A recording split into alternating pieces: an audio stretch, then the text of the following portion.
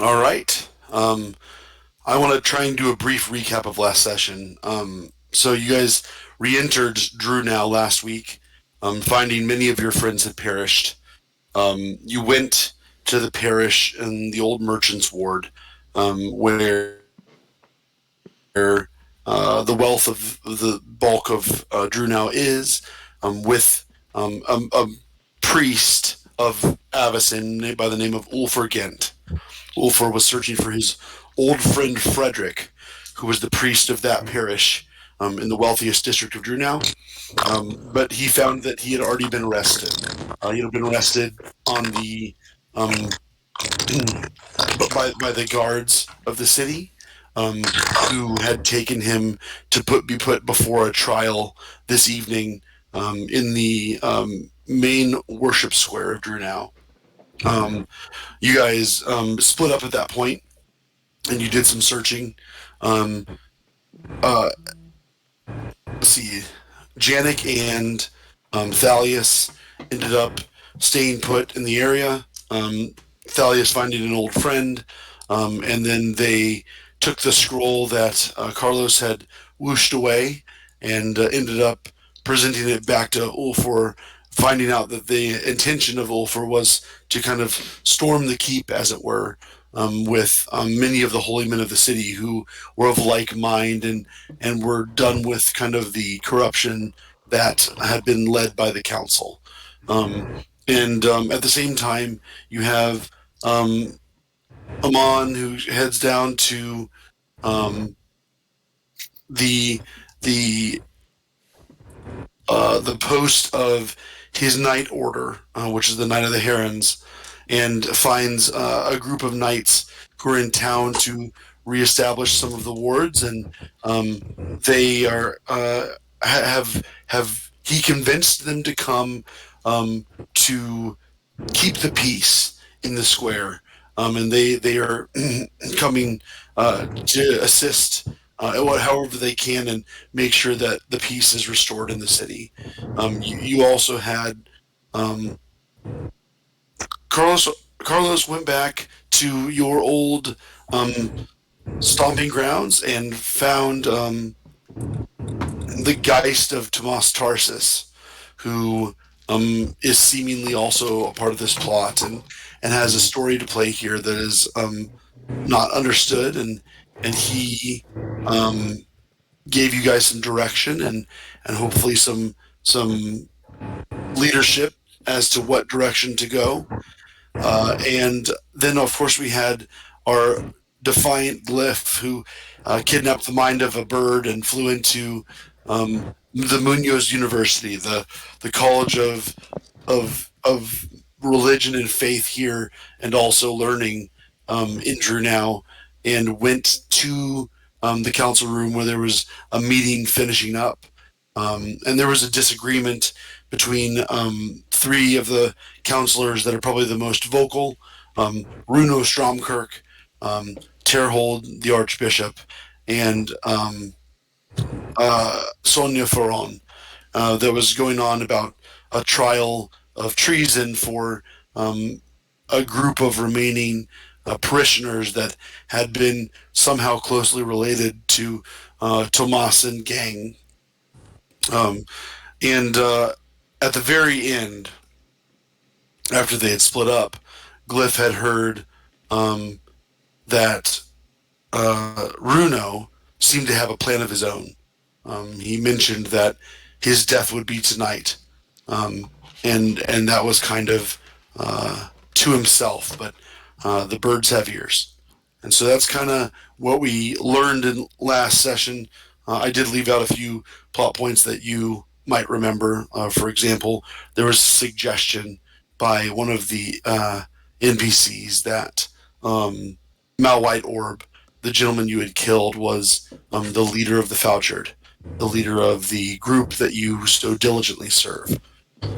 And there was a couple other things said by many of the other characters, like Tomas divulged some information, and the council divulged a couple other things as well. But outside of that, it was a really, really interesting information gathering session. So, um, It is 5 p.m. as you guys kind of all meet back in the Merchant Square like you had promised. There's a couple hours to go before whatever's going to happen down deeper in the city. And you guys have first come together and haven't seen each other for the first time since about 11 a.m. in the morning.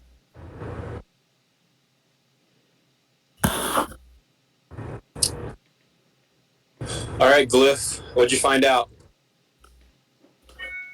Boy, do I have something to tell you. And then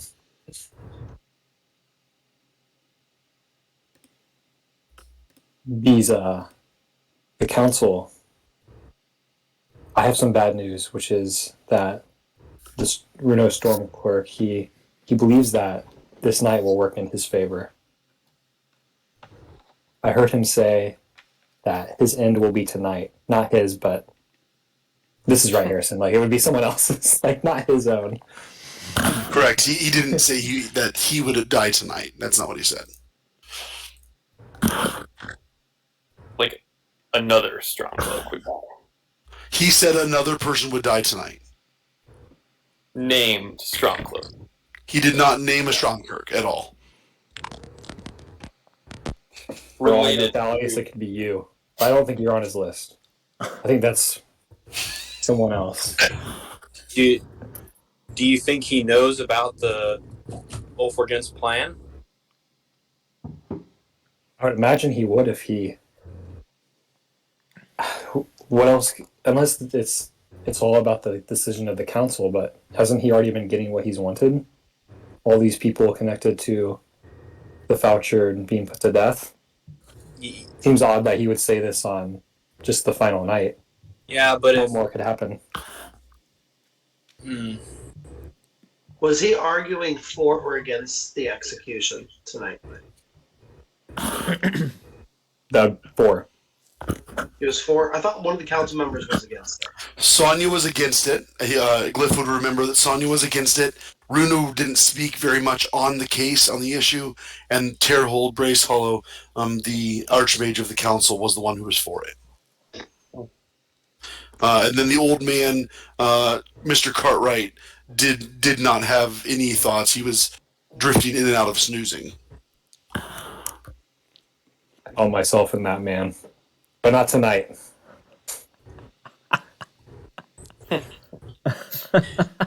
Because, I don't know, it seems like this is... Like, Ulfrigen just entered the city today and came up with this plan. And so, unless it had already leaked to him, something entirely else might be happening at that council, separate from the Cathars interrupting it. Well, so something else doesn't make sense either. And I proceeded to tell the whole group the experience that Thalius and I had with Ulfrigen. He knew he said that Mal White Orb was the leader of the Foucher. There are lots of things throughout this that do not make sense now.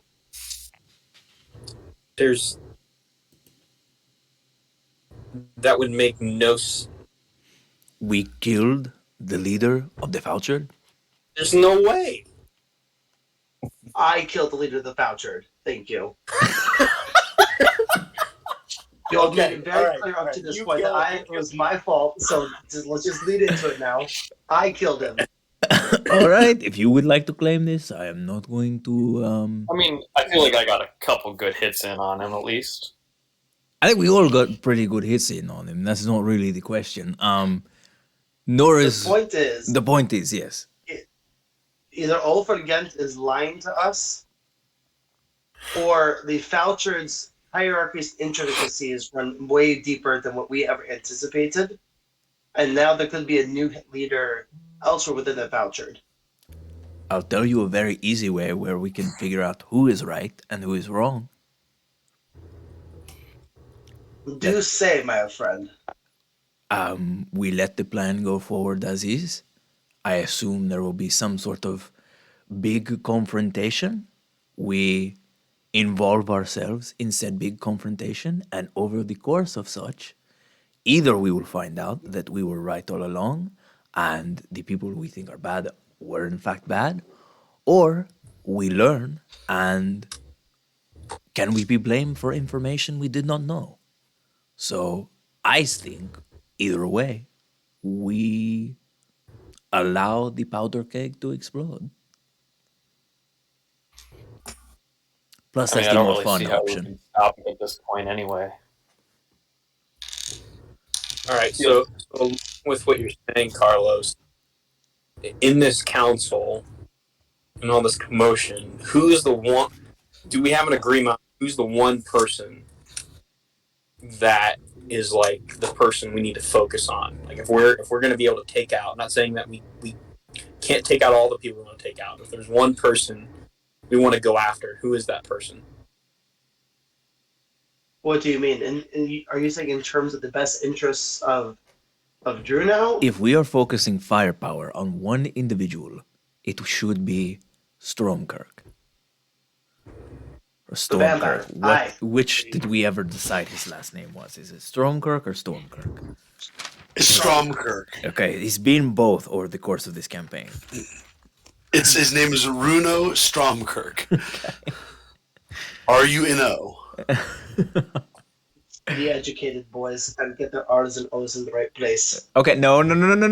This is not me. This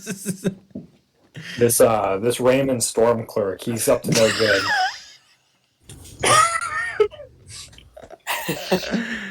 So we're not. So we think the Stromkirks are the bigger threat, and Terholt is not, can be dealt with later. Of course, he's just lazy. He is abusing his privilege, but I do not think he is acting maliciously, quite like a vampire. What is So, left hold here? on. Back up for just 1 second. Okay. So let's assume for just do it. one moment Okay, we're that doing it. Overghent, we're assuming Okay. that Overghent is correct and that Mal Whiteorb is the leader of the Fouchard. Okay. What purpose would be served by him working with the vampires?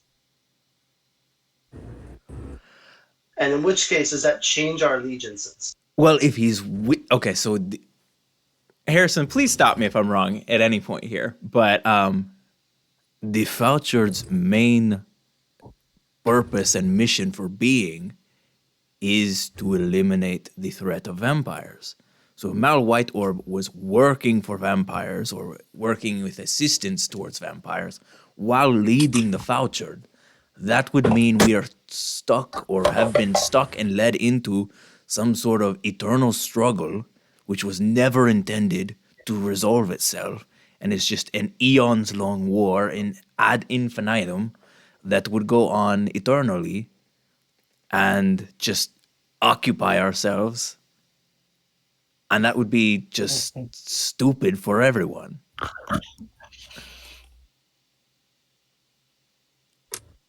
Yeah. I don't know. My understanding of the Fouchard wasn't simply just taking out vampires. It was the purity of the church. And so if Mal Whiteorb was serving the vampires for the greater goal of the purity of the church, he may have been playing both sides for a reason.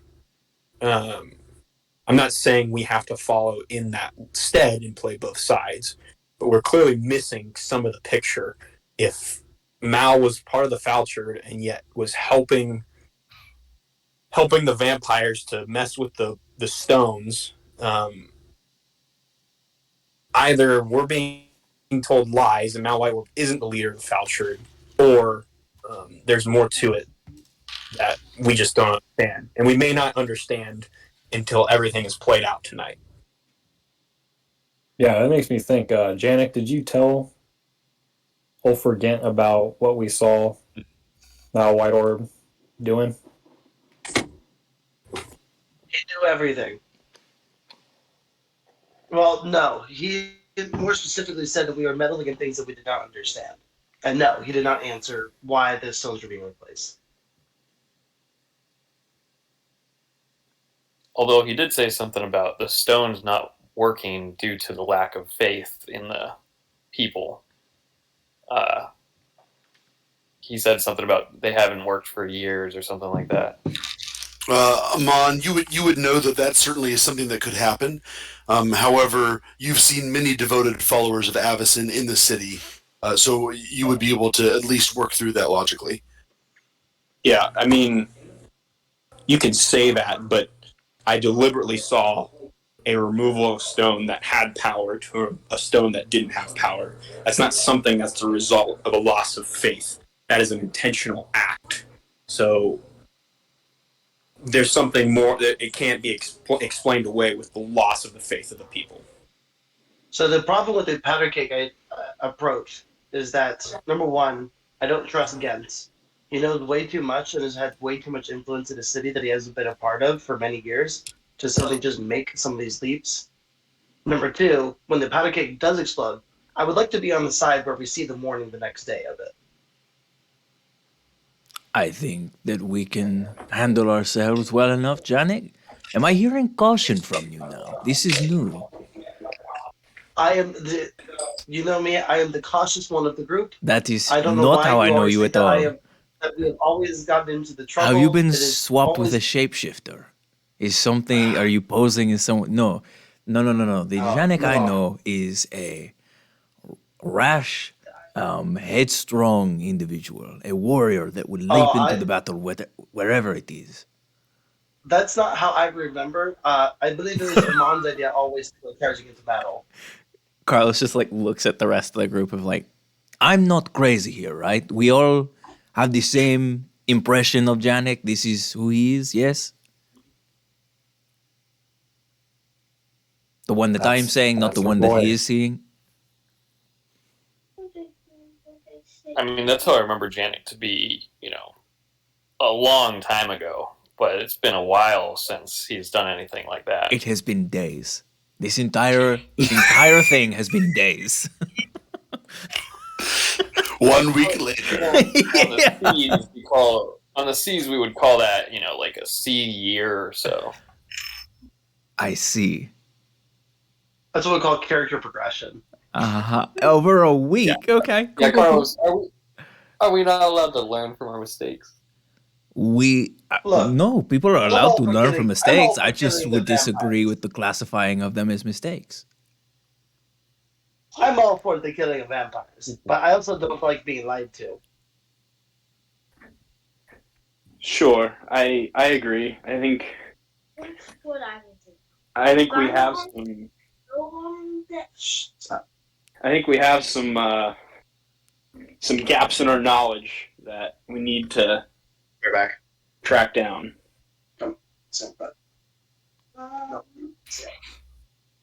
At this point, you guys hear an outcry of a multitude of people. It's not just one person screaming. It's a multitude of people that is coming from the direction of the Merchants Guild Parish, which is about 3 blocks away from the Merchants Guild Square, where you currently are. It's coming from that direction. It's a bunch of people yelling, not in cohesion, differently. Well, something is happening. Perhaps there's our answer. Guess we should go investigate. Amon runs over to go. Doesn't run. He paces over to go see what's happening. Certainly. Is everyone joining him? Confidently. Strides confidently. You guys begin to pace over towards the parish. There's a crowd gathered who is listening to a young priest that Thalius and Janik would remember as one of the priests at the table when Ulfr had sat down. And the young priest says, people of Avacyn, people of Innistrad, it is time to march on those who oppress us. Ulfr Gent has been taken by the city guard, and he is set to be on trial alongside everyone and executed tonight. Oh shoot! I think that answers our questions. And the people in the crowd are like pretty upset. You would the masses. This is not holy. These aren't cathars. These aren't priests. These are just townsfolk who are gathering, and they are pretty upset. I'm It seems just like that. That's kind of how they sound. um, and the young priest goes, "We're moving our time up. 7 o'clock tonight. We meet in the square, the Diviner Square, and it will begin." And you notice people like running back to their homes, starting to gather things in preparation for whatever this is to come.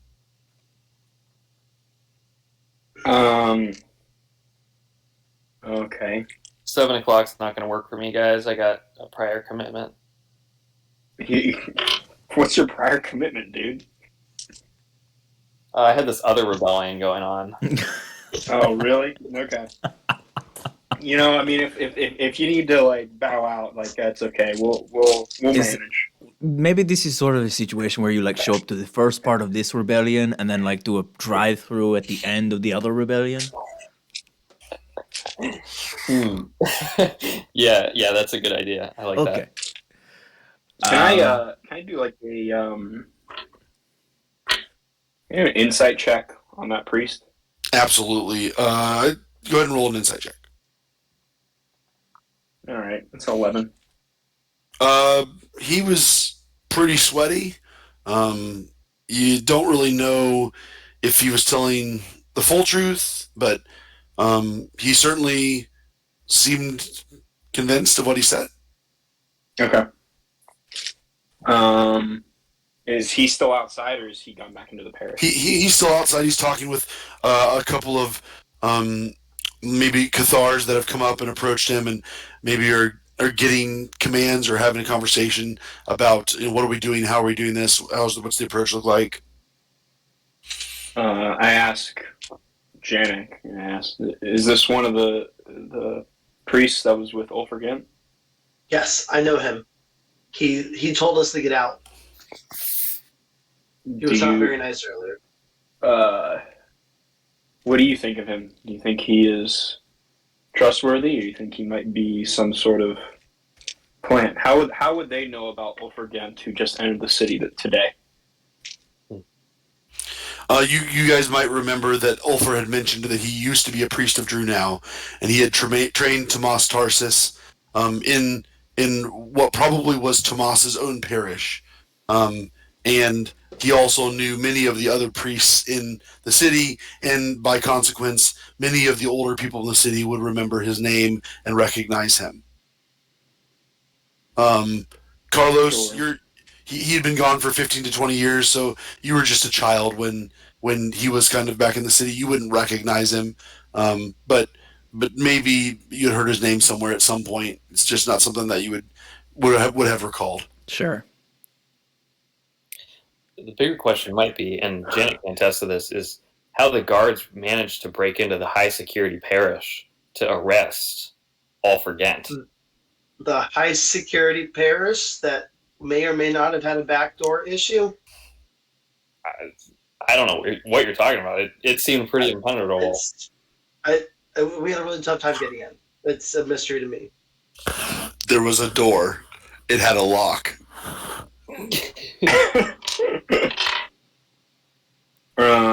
I guess I walk up to this priest and I start talking to him. Yeah, you join a circle of holy men.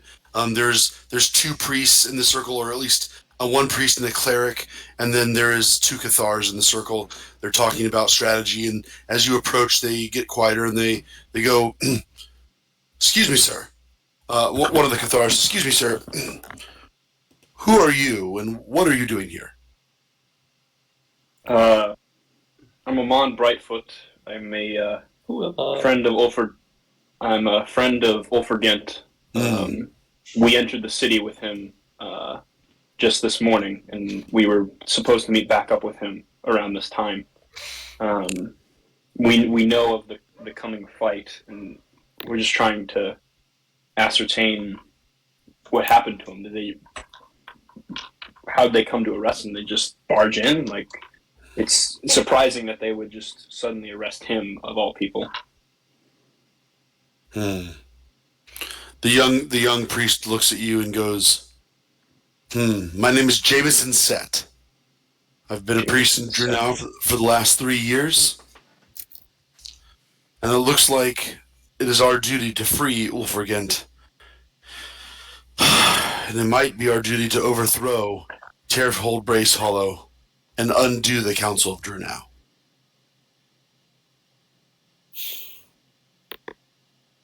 And where does Runo Stromkirk fit in all these plans? Well, he's carefully crafted these himself. I think he's right in there among it. It wouldn't surprise me that he just flies away when we get there, but if we can get the vampire while we're there, that'd just be extra credit. I like the way you talk, sir. So is this are we just going to be up front? Or are we going covert? What's our strategy here? Jameson looks over your shoulder at Janik, who he had just spoken to. He goes, you're the liar from earlier. You're the one who came in. You're the one who broke the back door down. And he notices Thalius there as well, and he goes, oh, you really are the group that entered the city with Ulfr. You're the one who led him to get captured. Sir, I demand you apologize for this besmirching of my honor. I told the truth earlier today, and I certainly did not break down that door. Go ahead and roll another deception check.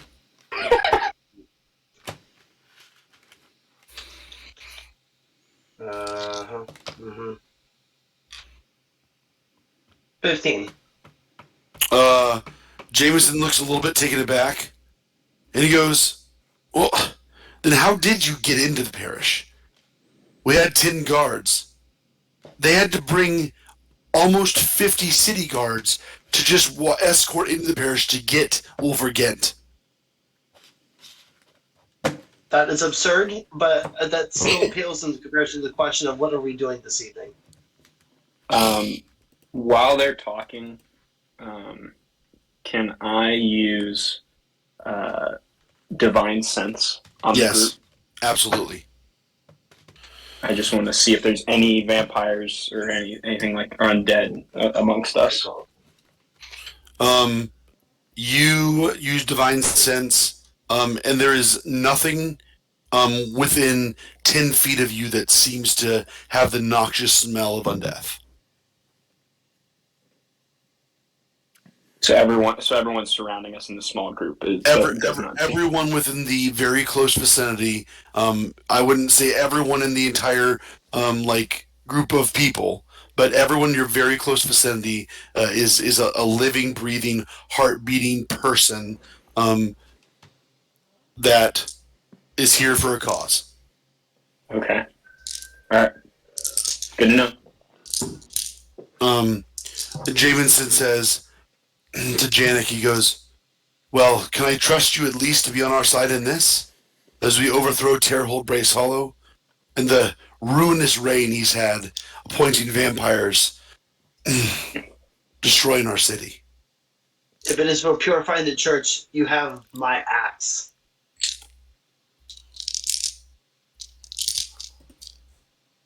He looks around and he goes, okay, 7 p.m. it is. We'll see you in the Diviner Square. And he motions to two of the Cathars next to him, and he begins to turn around. Turn around. Can I roll a perception check? You want an insight check or a perception check? What are you looking for? Shoot. Hear me. Insight. I'll roll an insight check. Go for it. 2 insight checks. Go for it. Yeah. I was going to ask one more question. If you guys, Amon, he hasn't left. He was just beginning to turn away. I got an 11.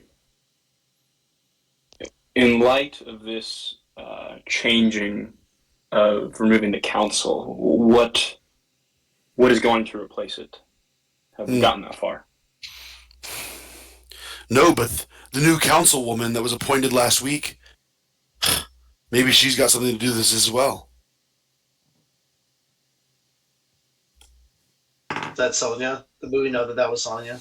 No, Sonya's been on the council for a long time. Yeah. At least 2. Who was appointed last week?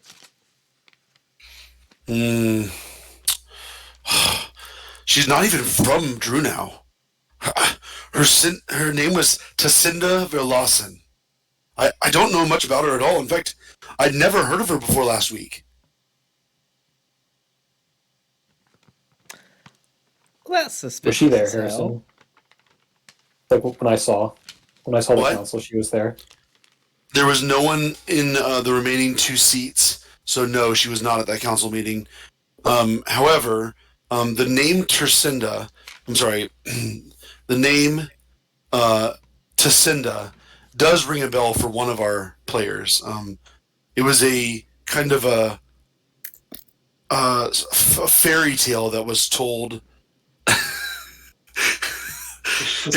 It was kind of a fairy tale that was told in Kessig to many young men and women, and one of our members has heard a story, a legend of this person, but it's a fable. It's not a real person, as far as you all know. Oh, Who knows it? Tacinda. Yes. Oh. We've heard of this Tacinda in the far reaches of Kessig. She had something to do with the viol. She had a sister.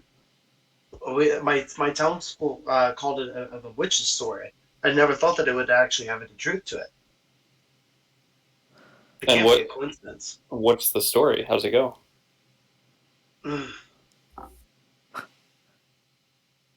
There was something about where she was a musician. She received a musical instrument when she was very young, but it had the magical effect that it was able to ward against monsters, but not against humans. There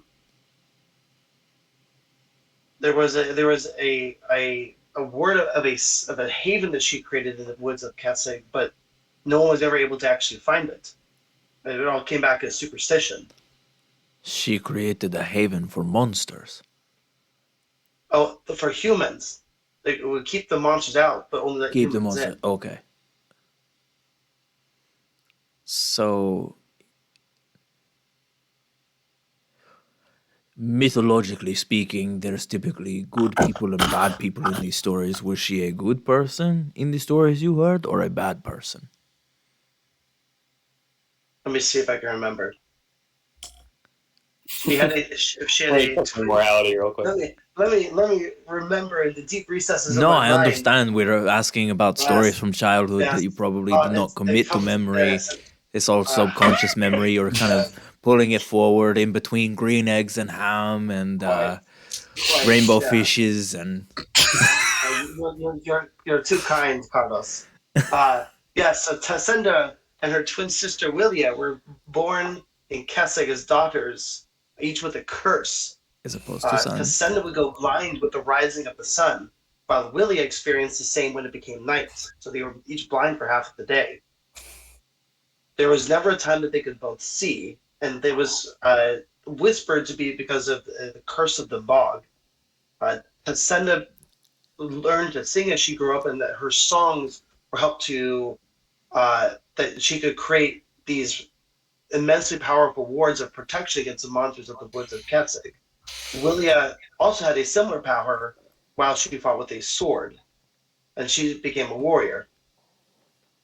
And the town eventually became a safe haven because of each of their protection in Kessig, but it was not one that I ever visited, and not one that any of my townspeople ever were able to make it to.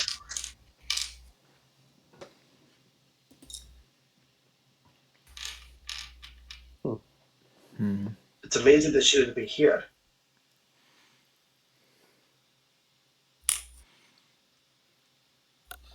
All I right, don't know really what to make of that myself. here's what I am thinking. if everything is going down in Diviner Square, I think it would be a good idea for us to get there early and position ourselves, perhaps up high, and then when things pop off, then we can jump down from our vantage points. I will cast Featherfall on everyone so that we can land safely, but potentially get a surprise round on whoever we are fighting.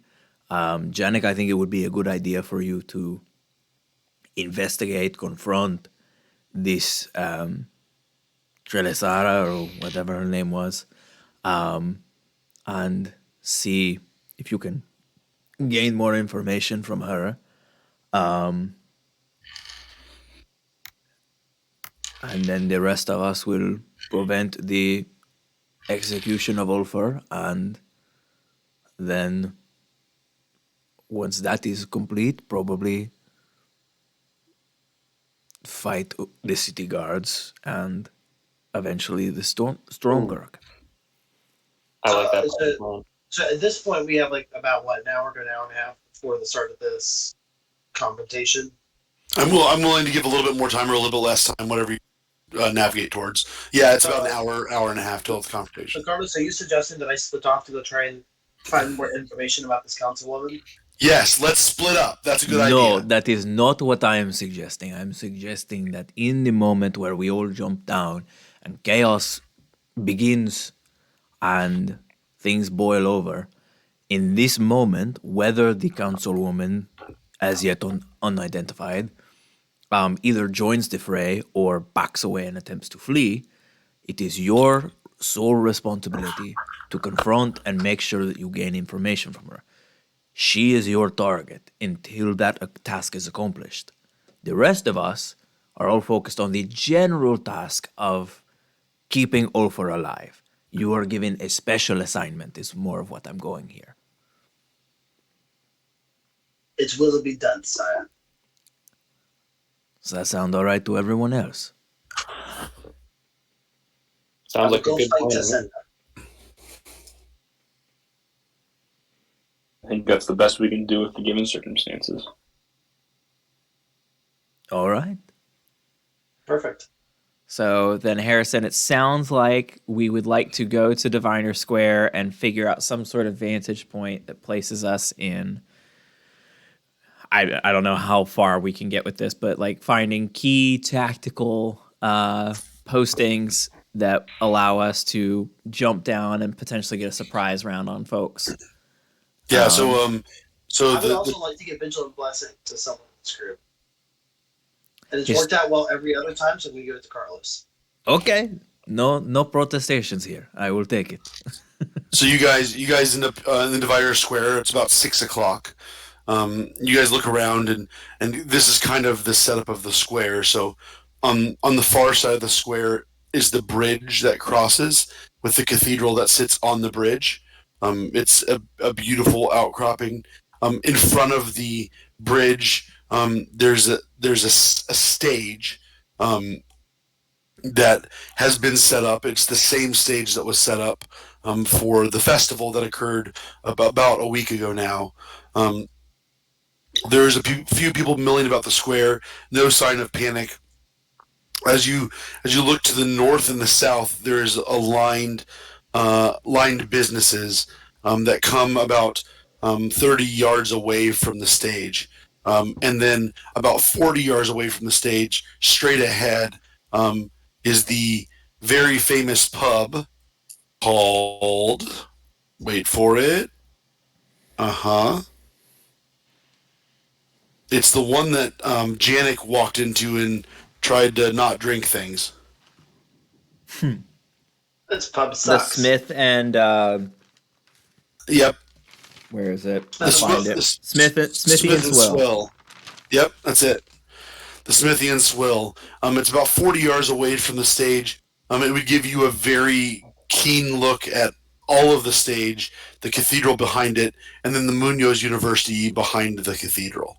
You could also jump and try and climb the cathedral itself. The cathedral itself is very close to the stage, but you could expect that it would be under high security. I mean, the cathedral itself is certainly the most dramatic of options, which is why I would like to take that one. Is there a way that I could disguise myself as a guard? Yes. Like, The I'll- DM answer there is you can certainly try. yeah. Like, what do the guards wear? I guess that's my question. Now you remember that we talked about that they have like a red sash that they kind of wear across their chest, but they have not standardized armor, so it's kind of the sash that you're looking for. The halberd is pretty distinct as well, but that's kind of where the consistency ends between the guards. Okay. I think I'm gonna try to find a red sash for myself. Does anyone else want to try that strategy? I like to dramatic leap from the sky. I'm good. I want to leave. Thalius, I think I can assist you in that, and don't make fun of me, guys, but I know how to dress up and look like other people pretty well. And then Why would we make Cliff will fun of cast you? disguise self to look like the guards. Sounds good. You see the gristle cigar smoking glyph has turned into a younger man with this red sash that comes across his chest and a 5.5 foot halberd that's very specific to tune to the guards, and he looks pretty good. How do I look? Pass? Do I pass? I certainly I think would so. believe it. Yeah. No, this is. Yeah. Yeah. Now, can you do that? Just a Do great it to me job. now. Do it to me. Do me. Yeah, you're gonna go get your own. I'll help you find it though. Harrison, this is because I think disguise self is only cast on self. I believe so as well. Yeah. Thus, the rule is self. Unless we could be a really tall person, and I could get on your shoulders. Can we do that, Harrison? That would be amazing. Yeah, how tall is Glyph? How tall is Glyph? He's like 6'2". Okay. Glyph is 6'2"? So we'll just be like a 12'2" person. He's 6. What the? His Oh, that's mini enough. is tiny though. I've always envisioned Glyph as this like 5'7", 5'8" old man that just fusses about everything. I had him even shorter. I had him bordering on dwarfish. Wait, what did I Was I the find? only one that recognized that he was a tall, like, manly man? Like, come on, guys. Like, give the man some credit here. Yeah, thank you. Jeez. Cliff, you're my guy. I had Yosemite Sam in my head, and apparently I it did was Sam too. Elliott, which is a very different vibe. All right. So you guys have made your way to the square. We made our way. You notice there are guards posted specifically outside the cathedral. All the cathars have been removed. Evan, what are you laughing at? Glyph is 6'3" and 260 pounds. What? Oh my god. I did not think he was as fat. Dude's a unit. I knew he was fat, but I thought he was like 5'7". That is not reflected in the image I have of him. No, in your mini. It is not reflected in the mini that you built. Yeah. All right, sorry, Harrison. You're good. Ron James is just 6'3", 260. So you guys have arrived in Thalius. There's lots of opportunities for guards. There's at least 10 guards by the stage. There are another 4 visible outside the entrance of the main cathedral. You have guards all around. Okay. Hey, Glyph, do you think with your get up there you could sneak into like the guardhouse and grab some extra an extra sash and an extra halberd? I can go do that, yeah. I'll be right back. Sweet. He heads in the directions of the guards. A Glyph will get to the guards, and they don't really acknowledge you or say anything, and you walk past them towards the cathedral. You get to the cathedral entrance, and one of the guards goes, What do you need, sir?" I think I forgot some of my belongings in here. May I go in and it'll just be quick. Sounds good. Just head on in, to the right where we keep all our stuff. And you walk in just inside the cathedral before you enter the cathedral proper. There is like a small guardhouse on the right, um, and there is one young man that is shining his boots, his own boots, in the room as he's polishing them off with some sort of like leather paste. Um, and the room is well stocked. It doesn't have food, but it has some pretty nice equipment to it, including like 4 or 5 halberds that hang from the wall, all identical, representative of the Drunau City Guard, and at least 2 or 3 sashes that have been saddled up on the wall as well. So I'll grab one of the sashes and then anything else like a helmet, or is that the most identifiable thing of the city guard? The helmet is not standardized. There's different helmets amongst the different soldiers. In fact, because the city guard is not really used as an army, but more of a police force, many of the guards don't typically even wear a helmet. Okay. I will, with disguise self, I'll change the halberd I walked in with to look more like a dagger. Mm-hmm. And then I'll grab a new halberd, like an actual halberd, Sounds good. to just replace the one I had. And then I'll grab a sash. Sounds great. You got a extra sash that you kind of stuff away into a bag, and a halberd. And the young man polishing his shoes doesn't even look up from where he had first given you a small head nod when he walked into the Yeah, room. I'll do something very similar with the helmet too. Like I will, like I'll physically take an actual helmet. Sure, sounds good. You got a helmet. You got your 3 things. You got out. The soldiers on the way out don't say anything to you as you pass, and you're back into the square with 1 sash, 1 helmet, and an extra halberd. And I'll like walk up to Thalius.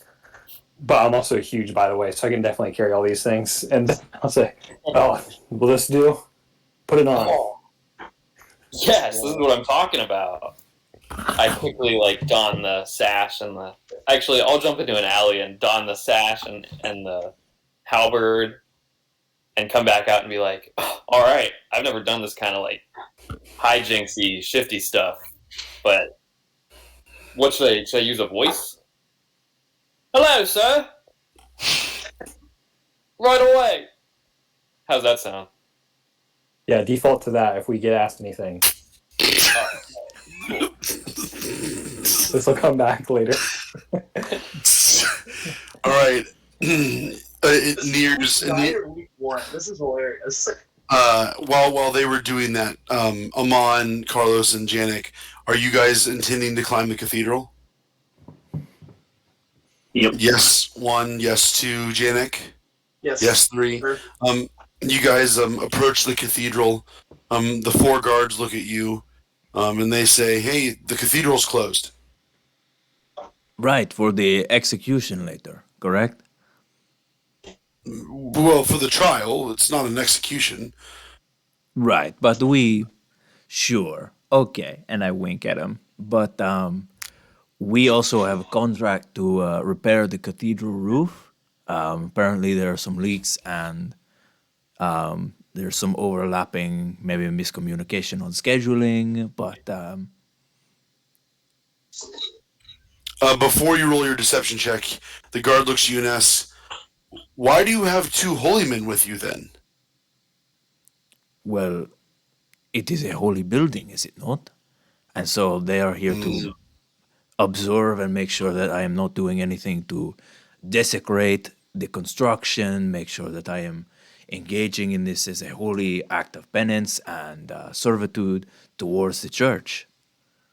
This is not simply a job for me. This is a religious Go ahead and expression. roll it.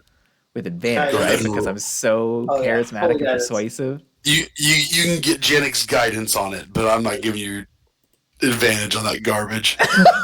Garbage, sir. That was That was pretty good.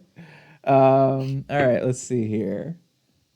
Guidance gives me a D4, and then it's a deception check, correct? That's correct. Cool. So how does a Cool. let's do math real quick. 22 sound. Yeah, Sounds buddy. just okay. The 4 guards look around, a little bit nonchalant, and he says, "Do me a favor. Be quick or take a while, because you cannot come out of this building while it's in session." Understood, my friend. I would not dream of putting you in harm's way. So you guys enter the cathedral. After a couple of minutes, there's no one in the cathedral. There's a couple of clerics who are writing passages down and a couple other things, but there's no parishioners in the cathedral. There's no cathars in the cathedral. It's just those few clerical clerics that are writing things down, and Big fan. you eventually find what seems to be the stairs to the anvil tower that's above the cathedral, over the bridge over the city, and you begin to climb the stairs. Let's get climbing. I've already done stairs once today. Look at this. You guys get to the top. You have a great view, and there's a large anvil that is in the middle of the tower, and there's 2 large hammers. The anvil is about twice the size of the anvil that Janik had seen earlier in the day, and the hammers are laying there on a rope. They hang from the overlook tower. You can see from the tower, behind you is the university, just in front of you is the stage, and beyond is the Diviner's Square, where the smithy and swill resides, as well as other businesses that support the church's doings. A crowd has begun to gather. A crowd has gathered somewhat randomly. It doesn't look like there's been any faction that has arrived or anything in specific. However, as you get closer to about 6:45, 7 o'clock, behind you, there is a marching sound of footsteps as about 30 to 40 guards emerge from Munoz University, escorting what seems to be the Council of Drew now, with Chairhold at the lead. And at the same time, you notice on the other side of the square that there are 7 knights who, at about 7 o'clock, begin to arrive from the far side of the square, searching for Amon in the square where he promised that he would meet them. And they are in the square, kind of looking around, a little bit lost, but arriving the time they said they would come, at the back of the square near the smithy and swill.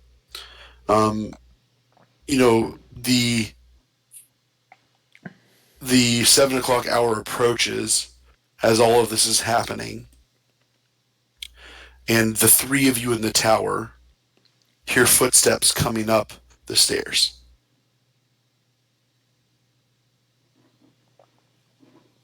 Also, Harrison, they would have looked down and seen Thalius and I like waving to them. Sounds good. Thalius and Glyph, where do you position yourselves in accordance with the stage? Just so I know. Maybe just on. Let's. Why don't we flank it, like one of us on each side of it? Yeah, that'll look nice. Man, I just love it when you guys split up. It's just so good for me. We're in the same general area. Yeah, one of them's 30 yards that way, the other one's 30 yards this Actually, way. I didn't know it was that big. You're Thalius, fine. how about you stick close to me? Oh, look at that. That's a great idea. Let's Oh, watch. man. Let's be able to watch all entryways to the square. Where's a place where we could kind of see like multiple? Yeah, like what would seem to be the best vantage point I think the best vantage point wouldn't be like you couldn't get a high vantage point from where you're standing, but you could stand right next to the stairs that enter the stage. Oh, that's a good one.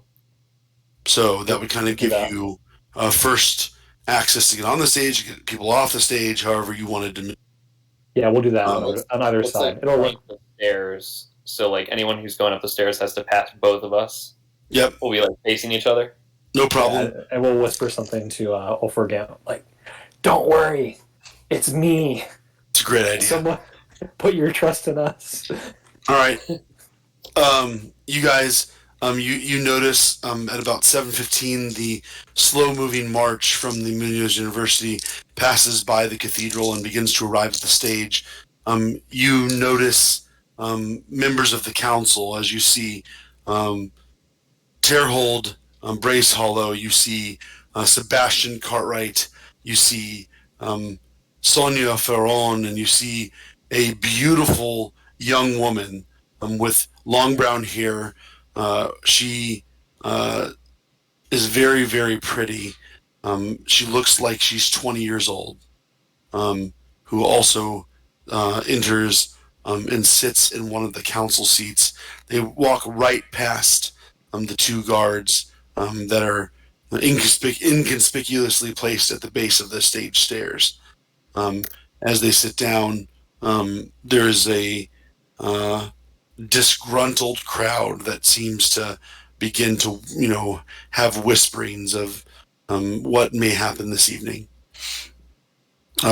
Before I just start to fast track time from 7:15 onward, is there anything else that you guys would like to do in reaction to what just happened? I whisper to Carlos, if this turns south, our friends in the square are going to be the first to go if they stay at that stage. I'm gonna use my wandering ward on myself. Yeah, I just rolled it and I got a 4. So Awesome. my AC. Seems like your AC is now like a 26. Sounds good. So, yeah. And then I'm also going to cast. Yeah, why not? I'm gonna tap Carlos, and I'm going to cast a second level warding bond on him. So what it does is, this is if Carlos is willing. Yeah, no, willing go for creature it. the willing creature you touch creates a mystical connection between you and the target until the spell ends. When the target is within 60 feet, it gains a +1 bonus to AC and saving throws, and it has resistance to all damage. Also, each time it takes damage, you take the same amount of damage. Okay. What does that mean at the end? Each time he takes damage, takes the same amount. What does that mean? So I take the damage he takes. I don't know what resistance to all damage. Like I don't know if I receive all the damage he's taking. That's what it is. None. Yeah, so I'm receiving all the damage he's taking, basically. Yeah, you do. You receive. So he receives half damage, but you receive equal damage to what he receives as. Yeah. Yeah. Okay. And then if my hit points hit to 0 or he gets 60 feet away, it also ends the spell. Sure. Copy that. So, and I can dismiss the spell as an action if I want to. Awesome. No problem at all. Okay. Sounds good. Anything else that you guys want to do? I want to make sure that you guys have a chance before I take over and start narrating. And just in response to Janik, Carlos is gonna look and they accepted the danger. So all we can do at this point is know that we may lose some friends today, but it is about protecting ourselves, protecting those who are not able to protect themselves. If we can protect them, great. If not, they know the risks. You cannot save everyone. Save who you can. If it is one person, great. If it is 10 people, great. Yeah. But didn't realize they're going to be the first line of fire, the idiots. And that's all I'll say. You guys notice as the seats are filled by the 4 council members that there is noticeably one seat empty. The seat of Runo Stromkirk has not been filled. Aw, man.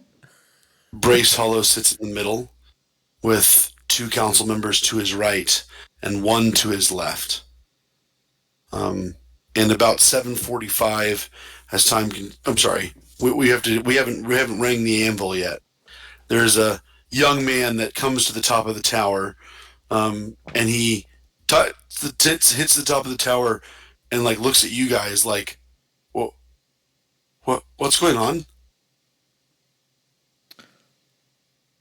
You're asking about up here? We're working on the roof. And I pull an oil flask out of my pack, currently blessing this spot of the roof before engaging in any further repairs. And then these holy men are accompanying me to make sure that the ritual is performed correctly and that I am. I hum a holy song as he's talking. Purifying the area. Harrison, tell me you love this. Tell me it's the most creative thing. The young man who doesn't seem to know better says, "Well, cover your ears. This is going to be loud." And he takes the hammers and he bangs the hammers 7 times on the anvil, and it's this ringing sound that kind of sends your ears into a tizzy and makes you dizzy for a minute. He says, "Good luck with the blessing of the roof." Thank you, brother. Then he walks down the stairs. We near like 7:45, and almost at once, a couple of things happen. Out of the west alleyway that you guys had gone down when the festival had happened and chased the vampire who murdered the soldier, there comes a group of townspeople carrying torches and pitchforks and the traditional mob out attire.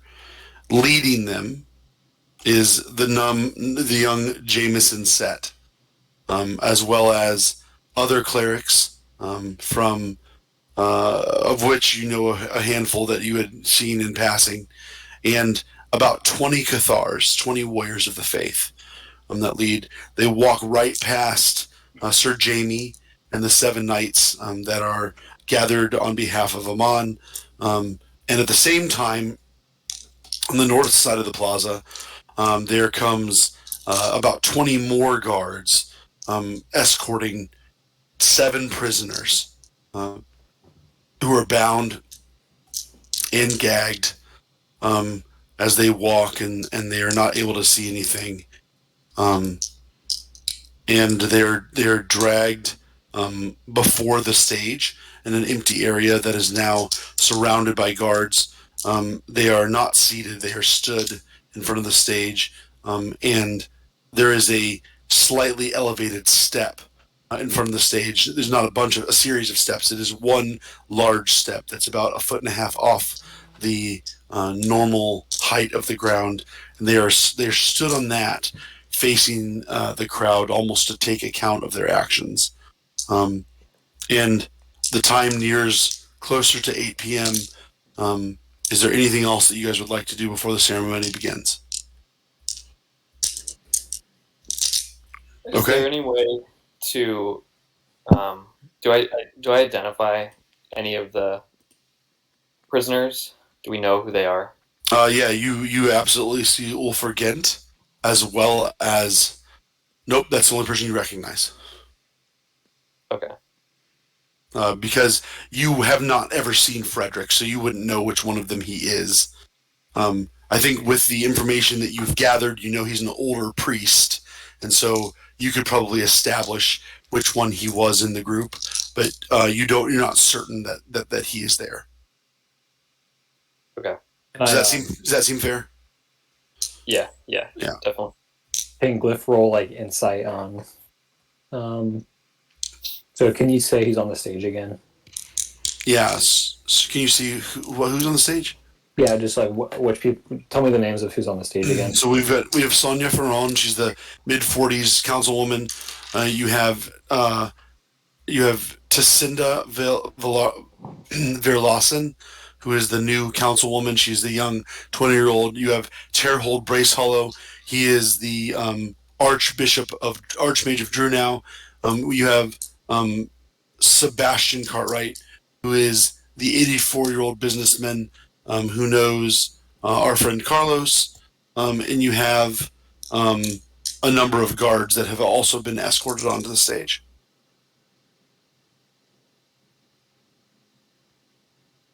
I try to roll a perception and like hear any conversations that are going on stage. Sounds good. You want to roll a perception check?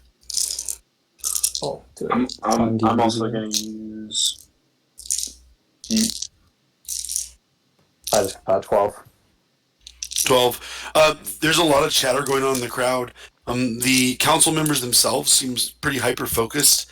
You might even notice like there's like a little fear in the face of Sonia, who is a little bit. This is not what she signed up for. Executing people in front of the people for no reason, or maybe her conscience is a little bit mixed on whatever's going on. Can I take a look at Ulford Gent and see if I see any kind of like symbols that he's getting ready to execute a plan, or like is he making any communication to anyone? Go and give me a perception check. All right. I'm just ready for chaos. That's a big 8. A big 8. You don't really notice anything. He definitely does not have a weapon. But as they step up onto this pedestal, there is a murmur that echoes throughout the crowd. An unsettling upsetness of this has gone too far, and this is not the way that things are supposed to be done. And you notice for the first time in Jamie's confusion, Sir Jamie looks over and he orders his men to kind of fan out a little bit, and they kind of cover the rear of the peasants, and they stay about 10 yards apart, almost setting like a formation up, just in case chaos would break out. They would be almost like a riot police type of deal. Aman, you recognize the formation as something you've learned in your days as training. Yep. And Terhold Bracehollow, the Archmage of Drunau, steps up, and his voice is amplified by some unseen magic. And at this point, an old man in a cloak with a staff walks right in between Thalius and Glyph. That's your cue, Thalius. Just kidding. Did I say that?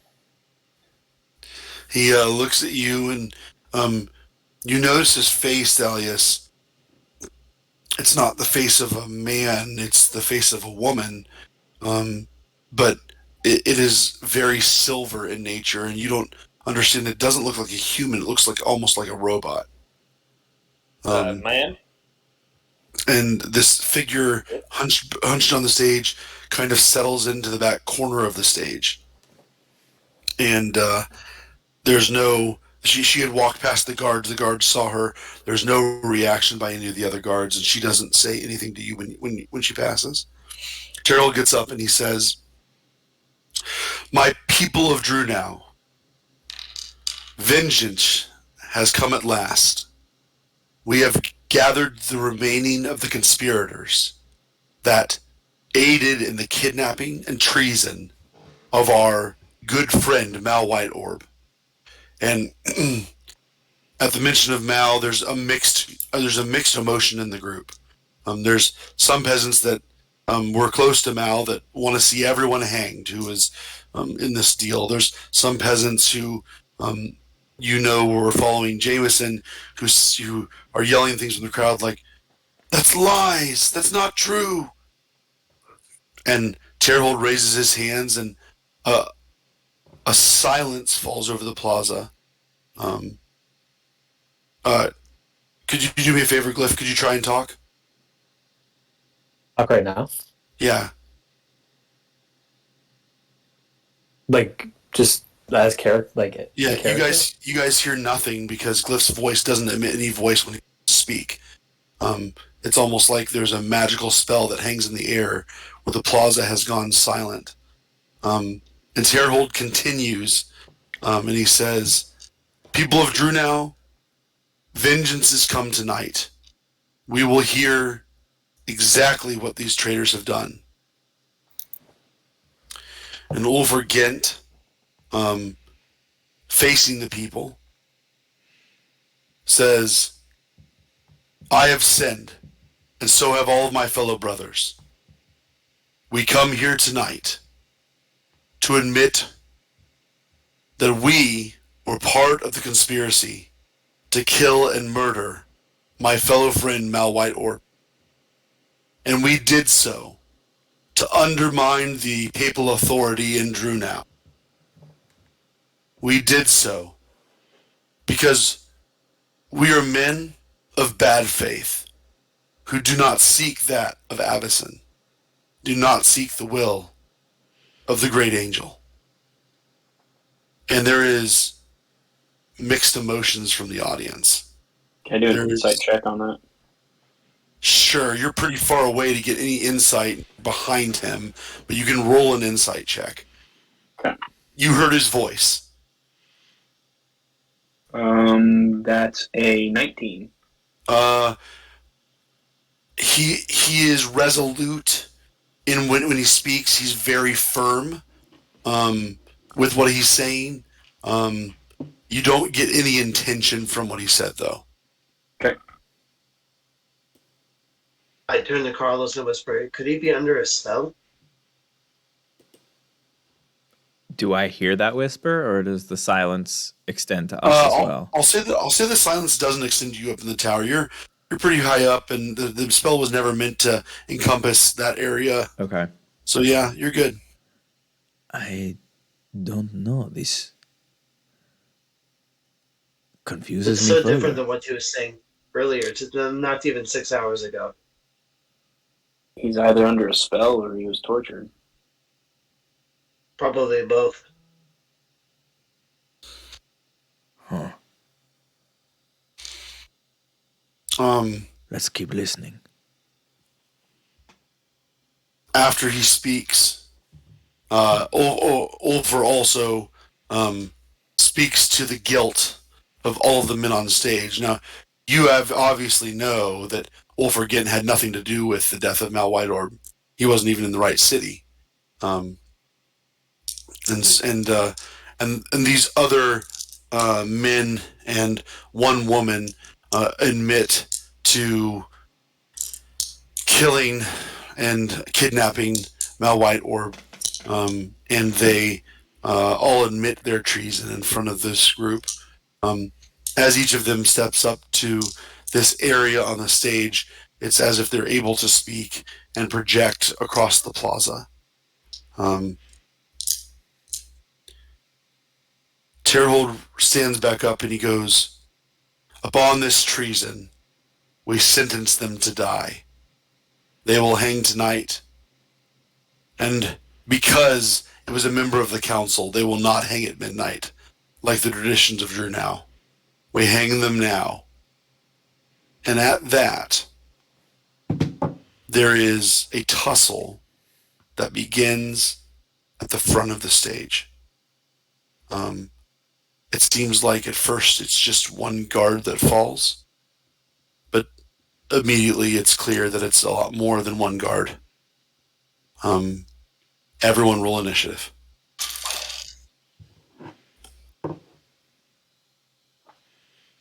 Wait, what's moving right now? The stage that Ulfer Gent's on, or One of the guards that's guarding the prisoners has died and has been stabbed by someone in the audience. okay. I rolled a 5. Just where you belong, Michael.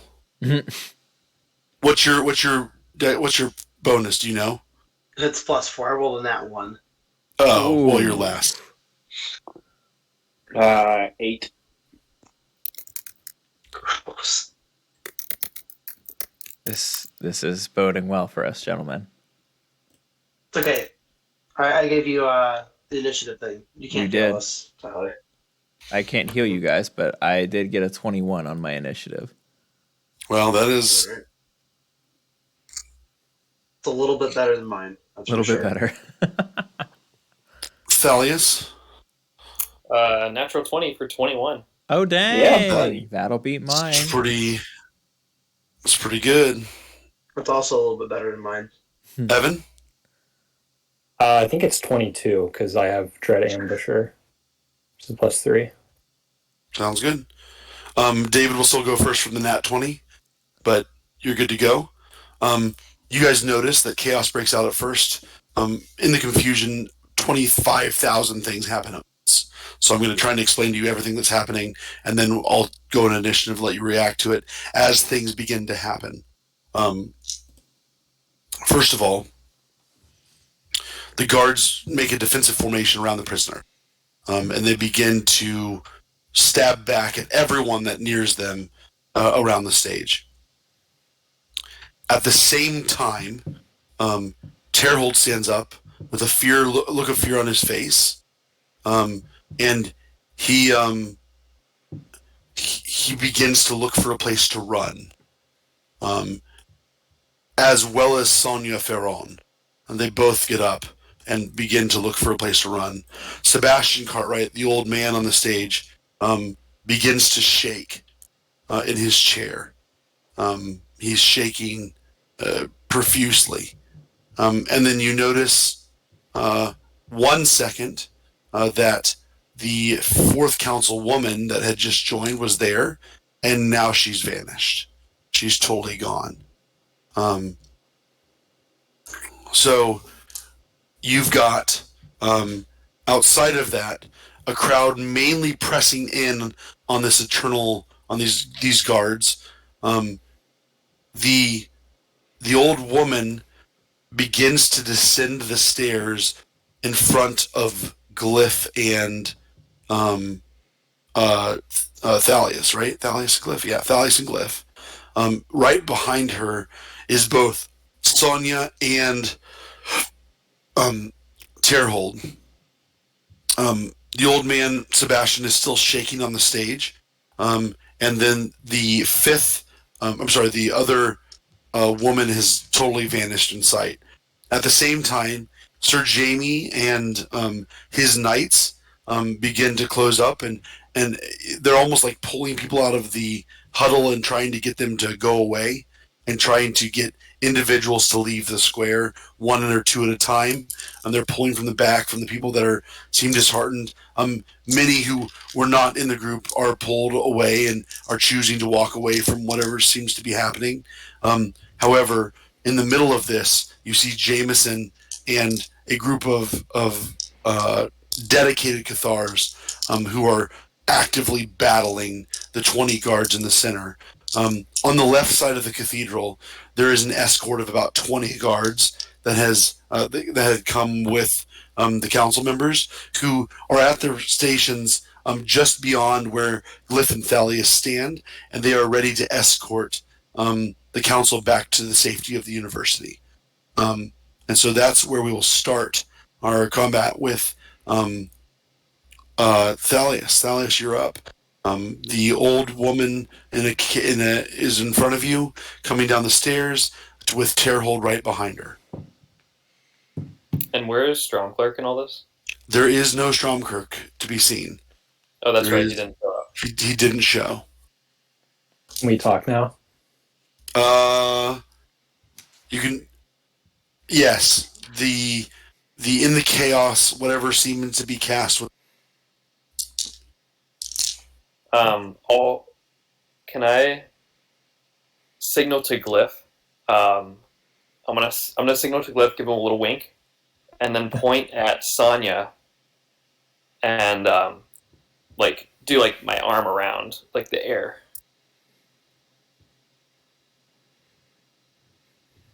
What does that mean? All right, with lack of response, I'm gonna go up to Sonny and just be like, "All right, ma'am, we gotta get you to safety here." I'll put my arm around her and try to guide her toward the cathedral. Sounds good. She seems responsive to a guard coming up here to escort her. She's kind of tucked away, keeping to herself. She doesn't love your arm around her, but she accepts it anyways and kind of scurries off as the fight continues to erupt behind her. And you guys head towards the cathedral, the entrance of the cathedral, which is only about one turn away, and you guys get almost all the way there. David, I don't want to take anything away from you. Are you comfortable doing that? Yeah, I want to put her basically right at the base of where all the other guys are way above. Yeah. So I have her right there. Yeah, so you have Sonia Ferron, the purest member of the council that you guys have met so far, to relative safety at the cathedral. We go from Thalius's turn we go to Glyph's turn. Glyph, you're up. Once Glyph sees that, he'll look to Archbishop Terhorn and he'll say, "Archbishop, is Stormkirk accounted for?" The Archbishop goes, "Oh, no, Runo said he couldn't make it tonight. He said he had other plans." But he hurries down the steps past you. He doesn't stop to continue to talk. But he's just next to you as he continues to walk. Quick, we must follow Sonya. He looks at you, shakes his head, he says, "No, I'm headed back to the university to the safety of where I know I can be safe." And he begins to walk towards the 20 or so guards that line the left side of the university. I'm sorry, the left side of the cathedral. And then who else is coming down the steps? So there was the old woman who had gone in front of Terhold, and she continued towards the guards, towards the university. Thalius escorted Sonia towards the cathedral, and now he had walked down the steps. There is a couple of guards that are following down the steps, but there's no one else on the stage except for a Sebastian Cartwright, who is now clearly having a seizure. I'll go help Sebastian Cartwright. Sounds good. You get all the way there this turn. What do you want to do for the man, this 83, 84-year-old man that's seizing on the stage?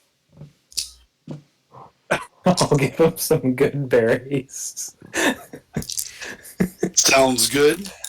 What do good berries do in this realm? Let's see. Pop seizures. According Heals to all- D&D rules, they give you 1 hit point if you are, they give you 1 hit point. Well, you offer him the good berries. They go into his. He kind of coughs them up as he continues to shake. You're just doing a fine job, Glyph. I'll start to pick him up and carry him. Sounds good. He's old man. Make a strength check. Well, we already know that Glyph is jacked. Or sorry, athletics check. I didn't mean to say strength. Okay. And that one. Glyph picks up the seizing man. How jacked is he again? He picks up the seizing 83-year-old man. He has him in his arms. He begins to shake, and he loses the grip. No. And as he loses the grip, you notice Sebastian's head fall to the head of the stone stage, and it cracks against the head of the stone stage as he begins to slow his seizing and slow his seizing until there's no movement remaining. No! Glyph, that's your turn. We go from Glyph to Carlos. One council member down. Carlos, you're up. Quick, another good berry.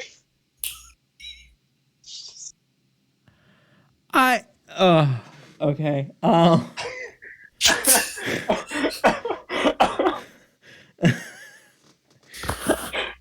They all see that. I would say it wasn't like everyone's primary concern. But sure, there's definitely some people that noticed that that's happened and that you did it. All right, so just to make sure that I've got a clear understanding of what's happening here. Sure. Yeah. I love it. Everybody's like Love it. freaking out. Everyone's freaking out. Glyph just murdered a council member. The one that you knew, yep. The one that we knew. And Thalius has another council member. Right. Brace Hollow doesn't seem like a good guy in this situation, but not also like actively malicious. I guess I'm just trying to figure out, like, it kind of just seems like people are like rebelling against the council. Yeah. And the people that we were like looking for to be at this council aren't here. Mm-hmm. Okay, cool. That seems like a fair acknowledgement. So Carlos just like looks at Amon and Janek and is just like, they're not here. I don't know what the plan is now. That like the people we need to talk to or fight or whatever are not here. So would they be at Stromkirk Manor? Are you saying we go to Stromkirk, like, or are we? Well, we should at should we least. go? Should we free Ulfragent? Oh yes. I suppose we should. Okay, I will. All right. I would like to. Harrison, I think the appropriate way to do this is I would like to delay my initiative until they are all able to go, and then I'll be jumping down, hopefully with them in tandem. Are both of you willing to jump? Yep. So at this point, have we seen Thales walk away with Sonia? Like all this has already transpired, right? We know that they're already like not. It's all kind of happening. It's all kind of happening at the same time. But yes, you've seen that Athalius has grabbed Sonia's arm and begun to drag her to the entrance of the cathedral right behind the stage, and that Terhold did not go with Glyph and continued to walk on the north side of the cathedral back towards the university. He is like right underneath you right now, in between about 20 guards. Like walking right past the cathedral as he heads towards the university. Do we meet back up with Thalius? Do we go help out the bleeding out Cartwright, or do we just walk down the stairs like normal? And or I'm sorry, do we walk down meet up with Thalius? Do we drop down to fight? Or, I guess, like, how do you want to go with it? Our mission at the beginning was to save Ulfur, and that is, I think, still the current plan. Insurrection it is. Let's go. So, Janik, do you leap? Or no, it's not Janik's turn. It's Carlos's turn. It's Carlos's turn, but I have to do it as a reaction, so I would like to delay my turn in initiative before, so that all three of us can jump, and I can cast Sunfall on all three of us.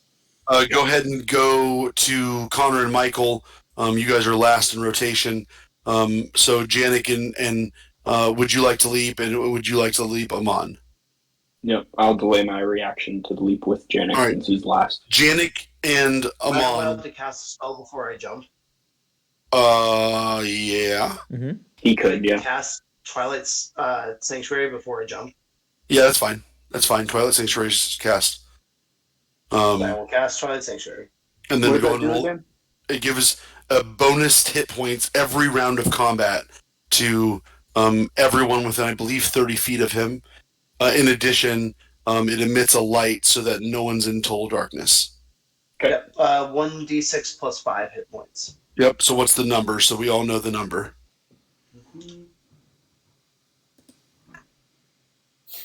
8.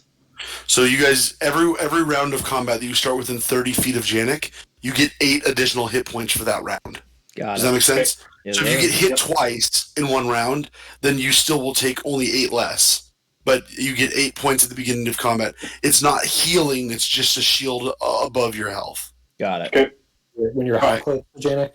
I think it's 30 30 feet, feet. but I could be I think wrong. it's 30. Yep, it's 30. All right. You guys leap. What are you leaping towards, Janik and Amon? The front of the stage or the side of the cathedral towards Terhold? I'd say first What? priority. For Terhold? Are we going for Terhold or are we going for? I mean, you can We both must, leap purify, separately. we must purify the church. Let's go for Terhold. Wait, hold on. Carlos, what do you think? Now I'm not so certain about this plan. There's a We're lot of guards right leaping. there. I said that I was leaping and going after Ulfer. If you would like to go after Terhold, that's Oh, fine okay. with me. He's already no left worries. after. Well, I'll just leave it with Carlos. Sounds That's a good. terrible idea. That's a terrible idea, Amon. Why would you go along with that? You guys leap. You leap towards the front of the stage, and you guys are falling down. And what are you doing when you fall down, Dilly? What am I doing as once I fall down? Yeah. Going directly towards Ulfer and attempting to cut him from bindings and et cetera, et cetera. Sounds good. You're falling very fast. Oh, Looks like right now. I cast Featherfall. Sounds good. Who do you incorporate in Featherfall?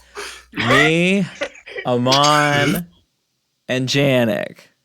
It's disappointing, but I understand. Wait, you should And, cast it on the dude I just dropped. Not how that works. You already dropped him. Oops. You guys get halfway down. You're like skydiving, and then you guys start to float back and forth. And as you float back and forth, you near the ground, and you guys are like angled to soar close to Ulfer. You will notice that as you're falling down, you notice that Ulfer has not really moved since the last time he spoke. He's standing like a statue, just on the elevated position alongside the other 6 members. And as Terhold moves further and further away, you start seeing one by one as they kind of shake out of something, and the members of this group of prisoners begin to like look around them and see like the active combat going on, and start to like freak out. Some of the members of the prisoner group freak out more than others, with some of them like trying to immediately break their bonds and join the fight. Ulfer Gint is one of those people. He wakes up and he begins to like approach a guard from behind as you guys are falling. You guys land right behind him. Mm-hmm. All 3 of you. 1, 2, 3. Can I get a acrobatics check from everyone, please? Ayo. 9. 19. 9, 18. Dirty 20. Dirty 20. Everyone's good. You guys all land on your feet, and you land right behind him. Janik, I'm sorry, Carlos, you're a little bit further back than where you wanted to be, but you're still within like a 5-foot walk of where he is, and you guys all get to him, and he kind of turns around and goes, gentlemen, welcome to the fray. What did Bresolo do to you? I don't know. He had some sort of like necromancy or death magic or something I hadn't seen before. He was crazy, but it's all right. We got this tonight, boys. We're going to take him down this evening. Who's our primary target? Bresolo, it sounds like. Brace Hall is number 1. He needs to be removed. He's the root of this corruption in Drew now. All right, we have our heading. And I will cut him from his bindings. Cut him from his bindings. Ulfer Gint asked to borrow a knife or a dagger that you guys have. Yeah, I can do that. Give him. No, I think Cartwright has a spare one. I'll give him a dagger. You give him a dagger, and he jumps in the fray by immediately stabbing one of the guards in the back, twisting it into his neck, and he falls to the ground. And that's the end of your guys' turn as you guys have landed and had a short discussion with Ulfer Gint. All right. He then turns and begins to free the rest of the prisoners after the murder of the first guard, with the dagger still sticking in the back of this guard's head that's fallen to the ground. And we go back to the top of the order with David. Who? Thalius. There we go. Thalius, at the entrance of the cathedral, you are with Sonia, and she has been escorted in. She's shaking in fear as you bring her into the cathedral. The guards let you in, let you pass, because it seems like you're bringing one of the members of the council to safety. Cool. I just go up to one of the guards and say, "Get her to the safe house," or whatever, and then I leave. Guards look a little bit confused because there's no safe house in the cathedral, and they grab Sonia nevertheless, being a member of the council and having a lot of respect for her, and you turn around, and where do you head? I head back out from where I came, and I tell them, "Don't go out this way, whatever you do." You begin running towards the stairs on the north side of the stage, around that side, and you saw Terhold head to your right as he's head between many guards. The guards have turned around. There's a rear guard that is kind of guarding his back as about 10 guards are escorted with him, and they are jogging alongside him towards Munoz University. They're about past the cathedral at this point. You get back to the stage steps, and since that was one movement, you'll have either an action or a dash. Is there anyone around me that I can fight at this point, or am I just standing alone? You're kind of in a weird spot. The guards have separated from you on the north side of the cathedral, and they're kind of behind you at this point. And up ahead, you could jog and join your friends as they've just freed over. I think the fastest way would probably be go up the steps to the stage and then jump off the front of the stage to join your friends. Okay, that's what I'll do then. I'll let you and take that route. Sounds good. You dash. You run right past the glyph, who is kind of concernedly looking at a pool of blood on the stage that has begun to spread from the dead body of the council member, and you jump off the stage and land right next to Janik. Cool. What's up?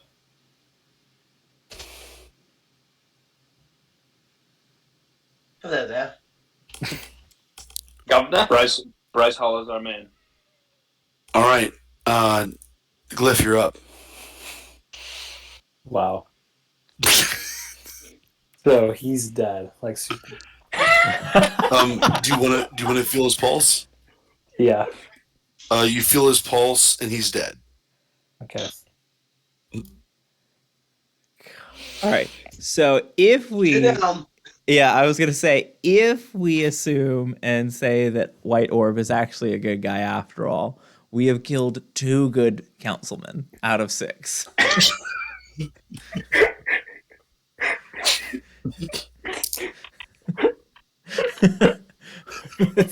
Unintentionally. Unintentionally, we have Unintentionally. become the bad guys of this campaign.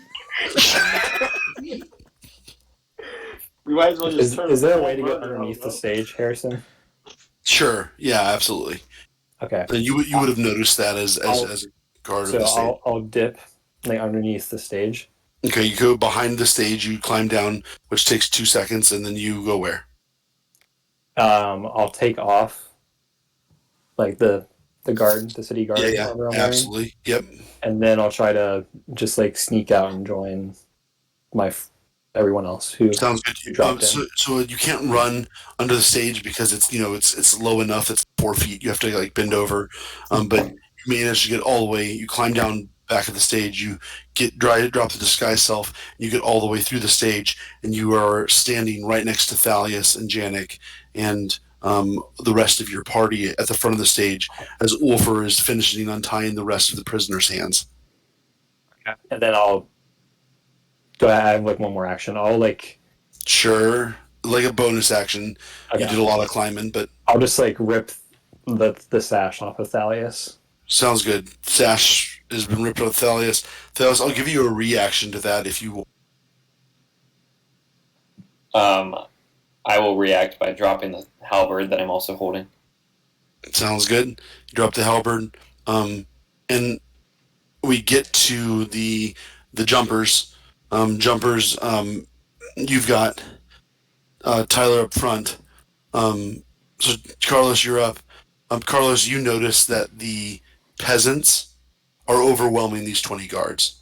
They have trained Cathars of equal number, matching the number of the guards, and the guards are falling one by one by one. There's only about 8 or 9 guards left, trying to hold back this tide of over 100 people. All right. Well, if they have that situation handled and we have either killed or rescued the other council members we wish to assist, I would say at this point it is important to give chase to Brace Hollow. Sounds good. You guys turn, you turn, Carlos, and the party just joined you, kind of coming from the cathedral. You turn back towards the cathedral to head that way, and you really don't have a way out of the pocket of people that you're in. The only way out would be going underneath the stage, the way that Glyph just came, or by climbing onto the stage. You can do either.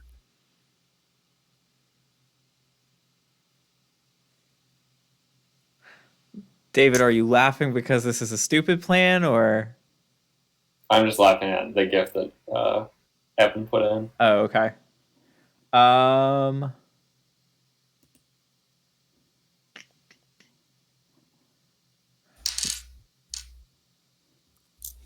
I guess I would try and dip under the stage as I like kind of yell to the group or say to the group, "All right, it looks like things are handled here. We weren't needed. Let's follow after Bray Solo." And then try and dip beneath the stage. Sounds good. Janik. Oh, I'm sorry, you're not up next. You rolled terrible. Amon. Rub it in.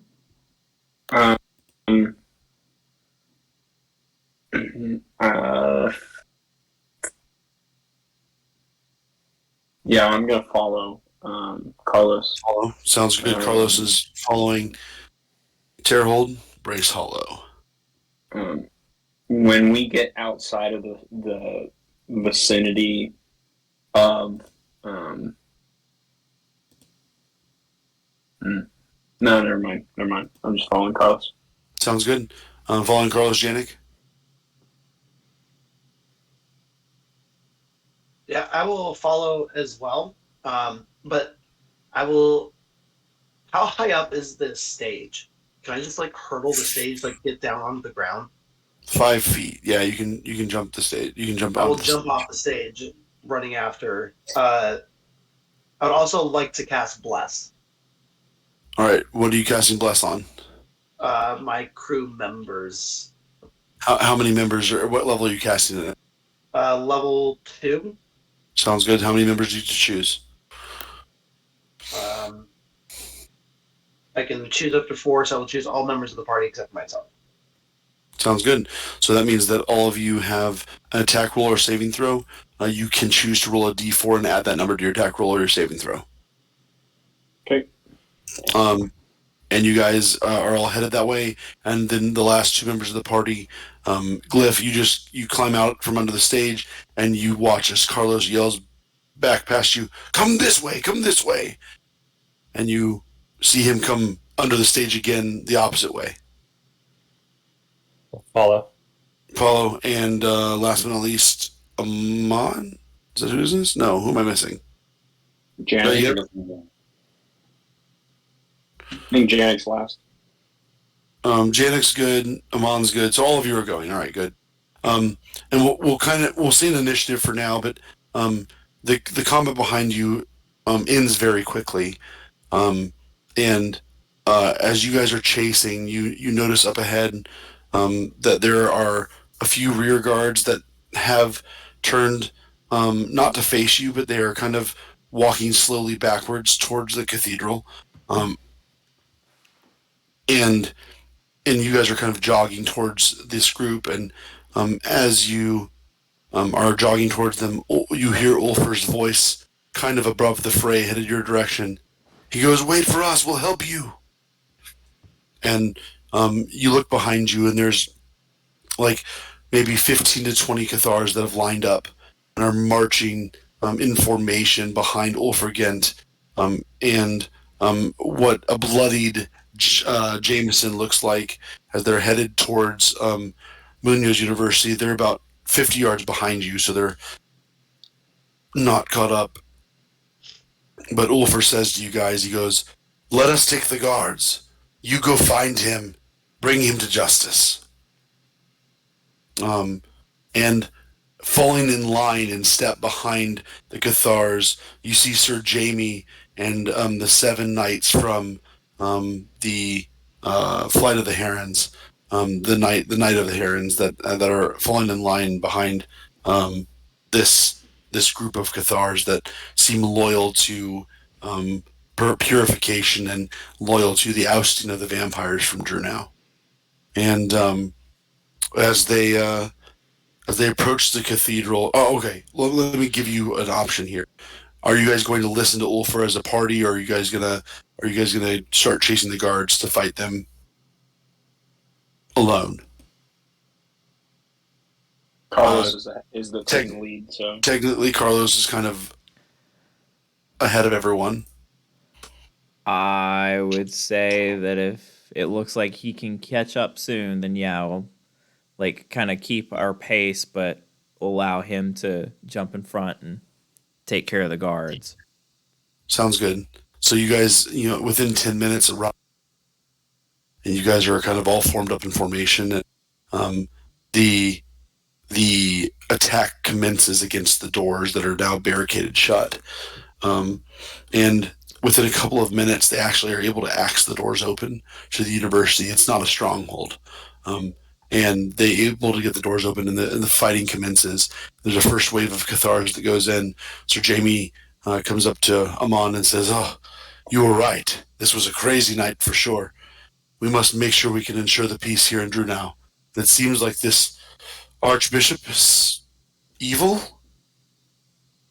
I'm going to be honest with you. There's a lot to figure out, but at the present moment, we got to take out Bryce Hollow.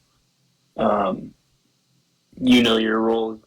The main Cathars are going to fight. I'd say you provide backup, protect life. Sounds good.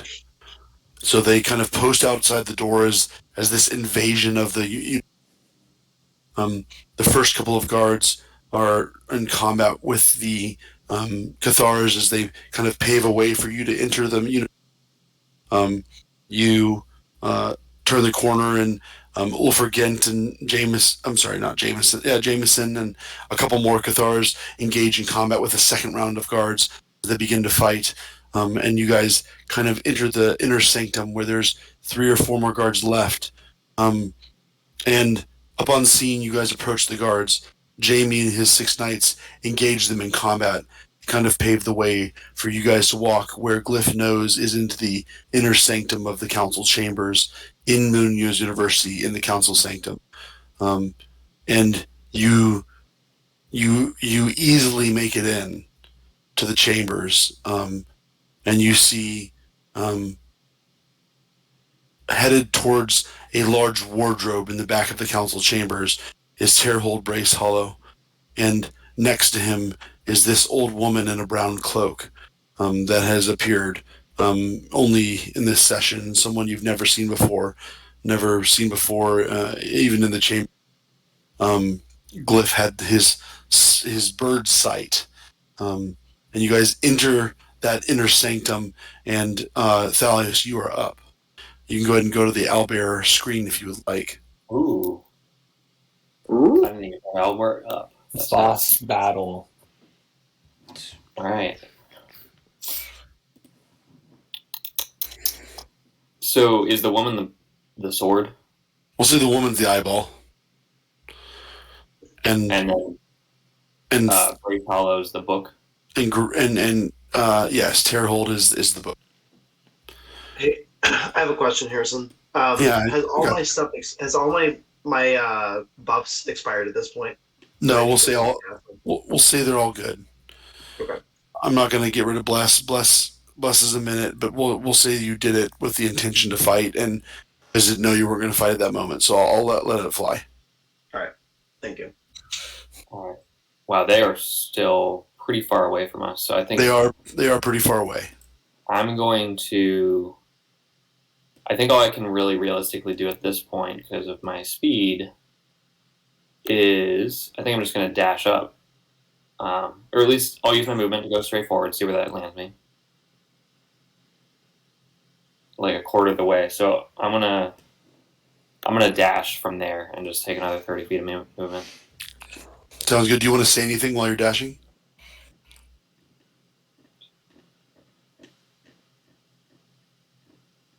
There they are. We're gonna go get them. That's exactly what I expected you to say. We would go from David to Evan. Glyph, you're up. All right, let's go get him. Right Man, behind you, Thalius. so inspiring. Harrison. Glyph will follow Thalius, and he will put Hunter's Mark, which I don't know if that's a bonus action. I think it's a bonus action. Yeah, you're good. I'm good I'll with put Hunter's Hunter's Mark on the Archbishop. The Archbishop has Hunter's Mark. Sounds And good. then Move I'll move my guy. Yep. Okay. You can go diagonal for free. Is each one's 5? Yeah. I assume you can get to exactly where Thalius is, but you can move either side of Thalius. It's fine. Go here. And then I will shoot at Bryce Hollow. Can you dash and shoot? Oh, then I'm not going to dash. I'm going to go. Sorry, so.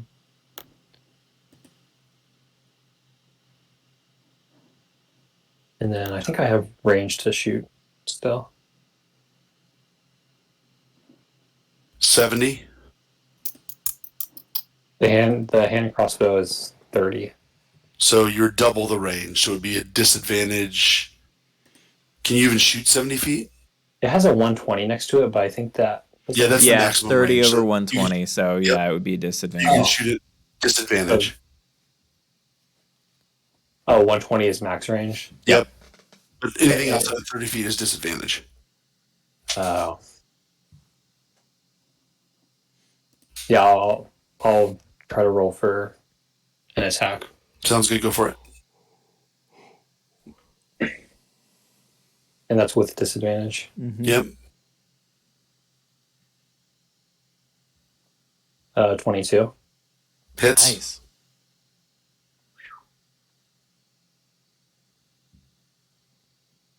Okay, that's 4 plus Hunter's Mark.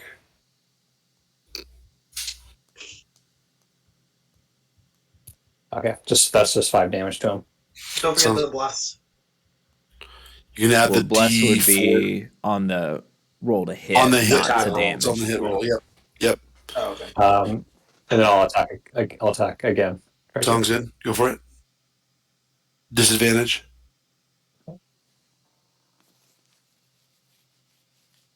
21. 21 at disadvantage. Yeah. Yeah. Hits. Okay, 8 plus.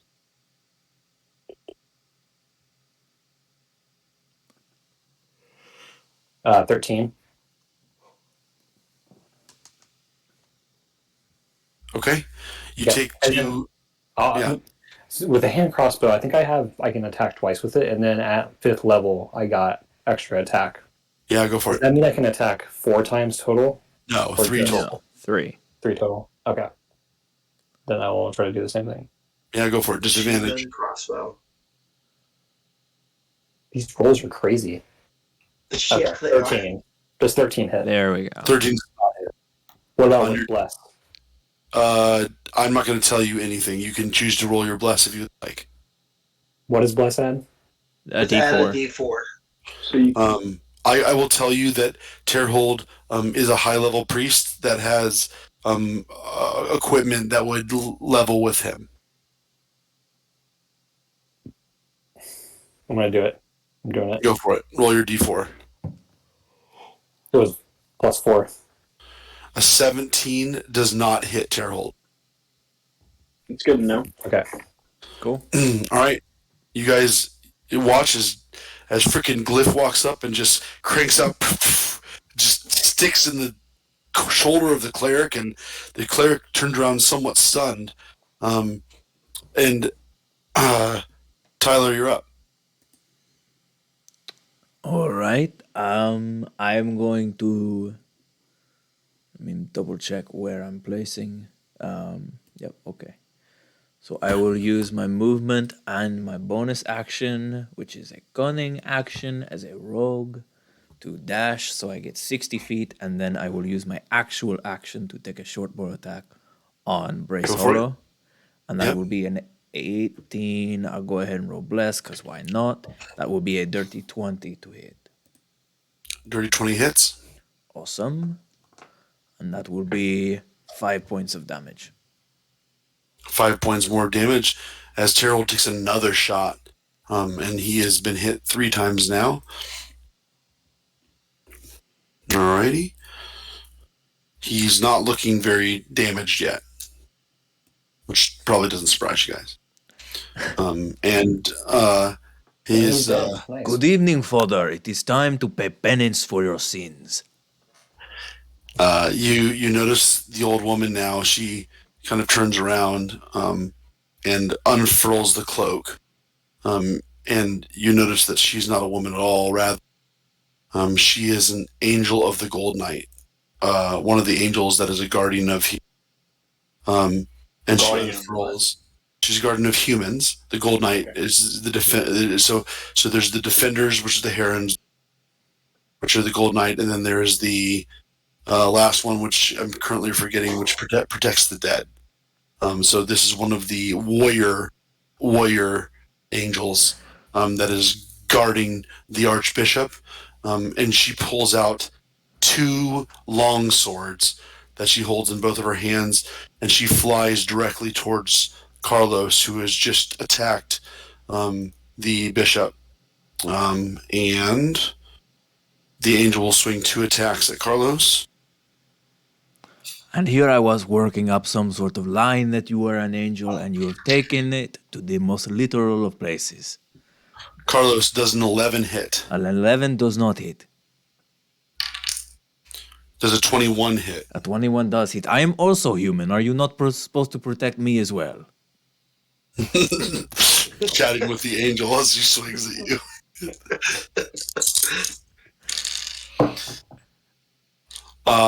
Carlos, you take 24 points of radiant damage, Oh my god! He takes half. Oh.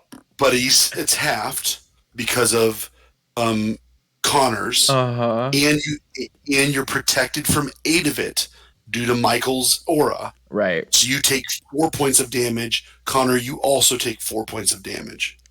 Whew. So 4 points of damage for both of you off the angel's attack. Just The angel is perhaps we talk this out, no?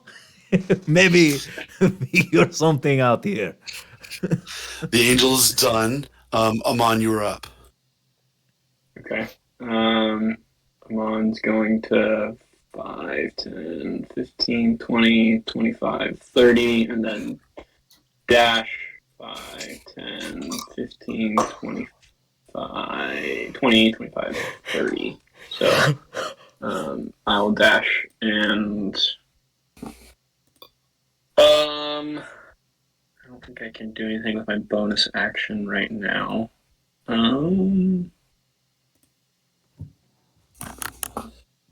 Yeah, I think that's my turn right now. I shout at the angel, and I say, "How can you support such a man who partners with vampires? How can you call yourself an angel of Avacyn?" Sounds good. Her eyes flash towards you, but that's the only response you get. Okay. And we go to Terhold. Terhold holds up his hands, and they begin to emanate with a black light. And he walks directly towards Thalius. Thalius, he walks directly up to you and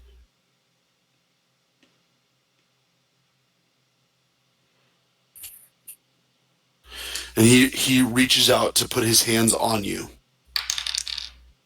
Don't touch me, bro. Thalius does an 18 hit. It does, yeah. Thalius, you take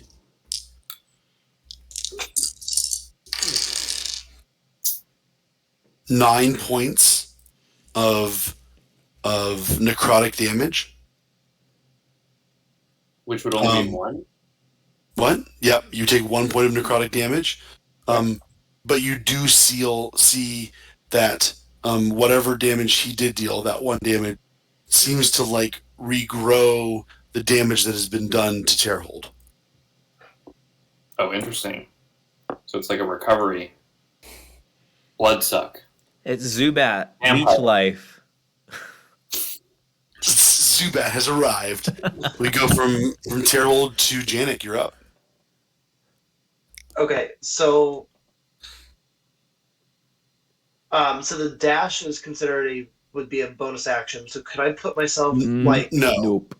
Dash is an action. I have a special ability as a rogue to do it as a bonus action. Okay. Most So people, I could dash get right up behind it, but I wouldn't be able to do anything else. correct. You And could you wouldn't be able could to a do an bonus action. You could do a bonus action like spell or something. You could do healing word or something like that as a bonus action. You've got spiritual weapon at this point, right? I thought cast it though. Don't I have to actually cast it in order to use it as a bonus action? When you cast it, you will get an attack with it as part of the initial casting. Right, but I couldn't dash to get in range. Well, I could. Yeah, you could. So you could use your movement and then your dash action, and then bonus action cast spiritual weapon, and that would summon the spiritual weapon, and you would get 1 attack with it this turn. Understood. Okay. Well, I wanted to do something similar to that anyway, so I will do that. So 1, 6. I will go right behind Amon. David, are you having fun? I am.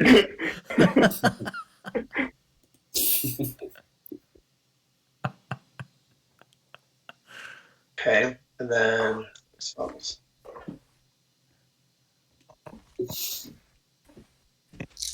I'll cast a level.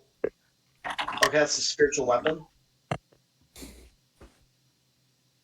And then I will attack at. I'll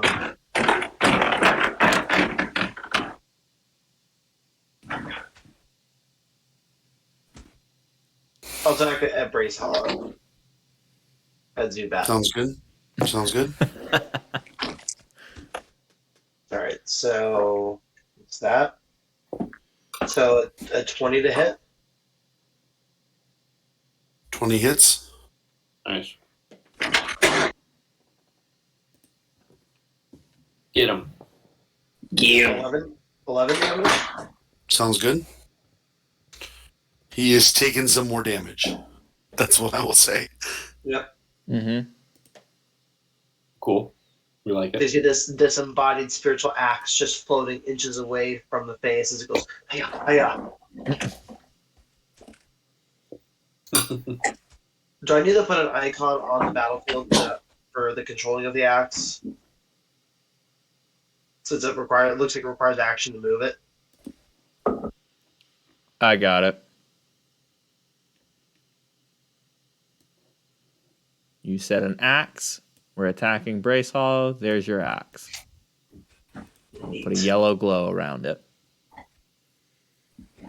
That pleases me greatly. Thank you. You're Janik, welcome. Janik, anything else? No, I think I'm out of everything I can possibly do. All right. Done from Janik. We're up to David. Thalius, you're up. Oh, nice. I get to take my big swing. So I'll put my sword out.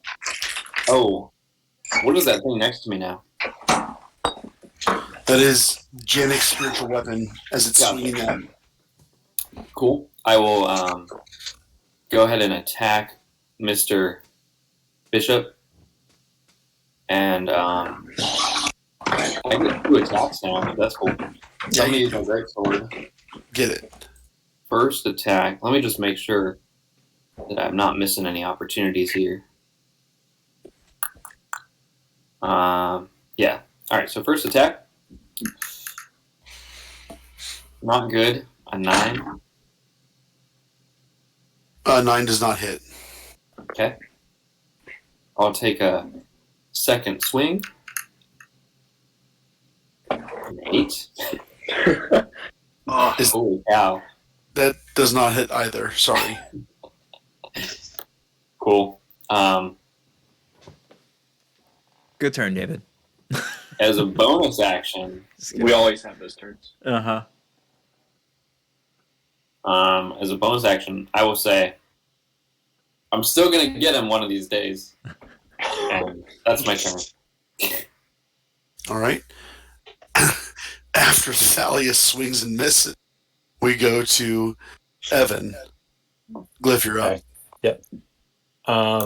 Would you be so nice as to let me have put favored foe on Bryce Hollow?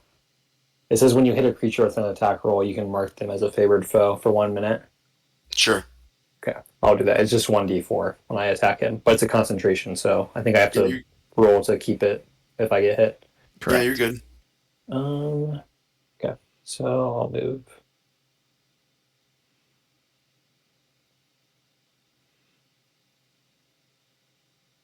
Okay. I'll go like here, and then I'll shoot at Bryce Hollow. Yeah, go for it.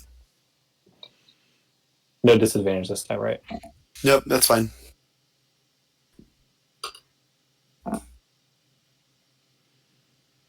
Does 18 hit? 18 does not hit. Are you serious? Whoa.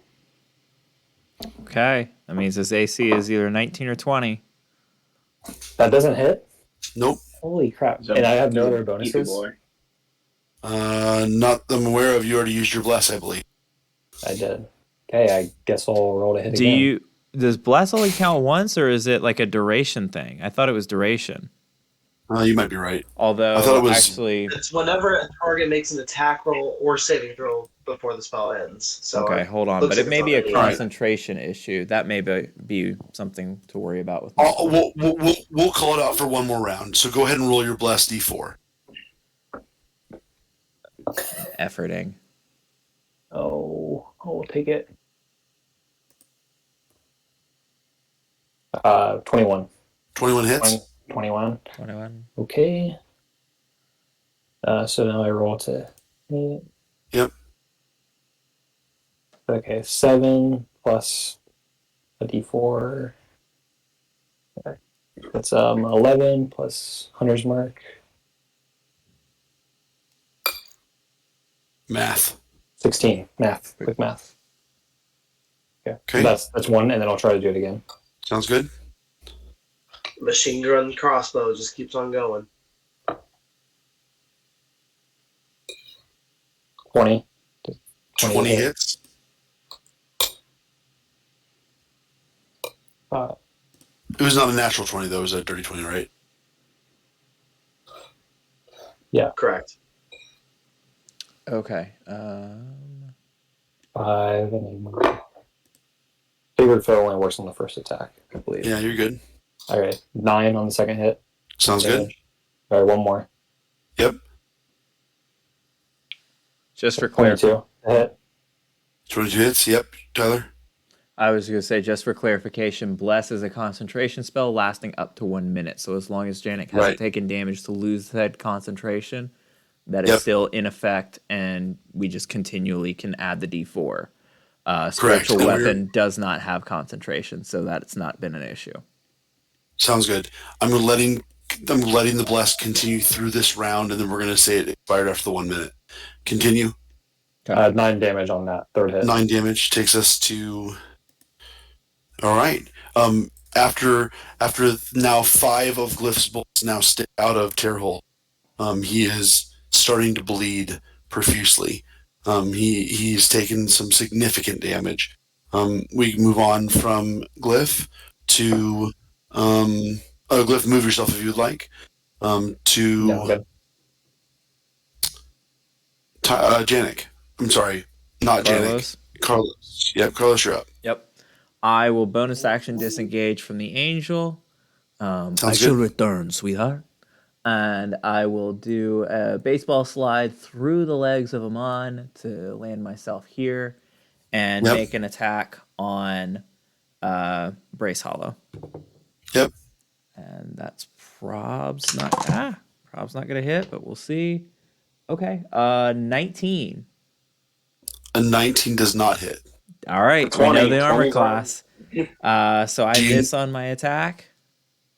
Do you have a bless? Or did you use That it? was with the bless. Oh, I'm sorry. That's okay. And then the warding bond doesn't add a bonus. The other thing was just for initiative. I do get my temp HP back, so I will add that. And I've used bonus action, and movement, so that's my turn. Yeah, it is. All right, the angel's up next. The angel is going to rotate towards Amon here. Amon, you can And deal there's- with that. Just swing at Amon. Amon does a 17 hit. Nope. Does a 26 hit. Just barely. Yes, it hits. It does. Amon, you take 2, 3. Ugh, that was terrible. You take 12 points of radiant damage. As a I don't have any resistance to radiant damage as a paladin, do I? I don't think so. Not that I'm aware of, but why don't you look it up while I continue moving on to the next guy. 12 points of radiant damage for Amon. And we have, it is now our friend Amon's turn. Good. 2 radiant damage. Just checking real quick. Nope, that's at 7th level, so it doesn't apply yet. All right. I rolled 2 ones on the damage die. That was great. Crushed it. That's And, pretty impressive.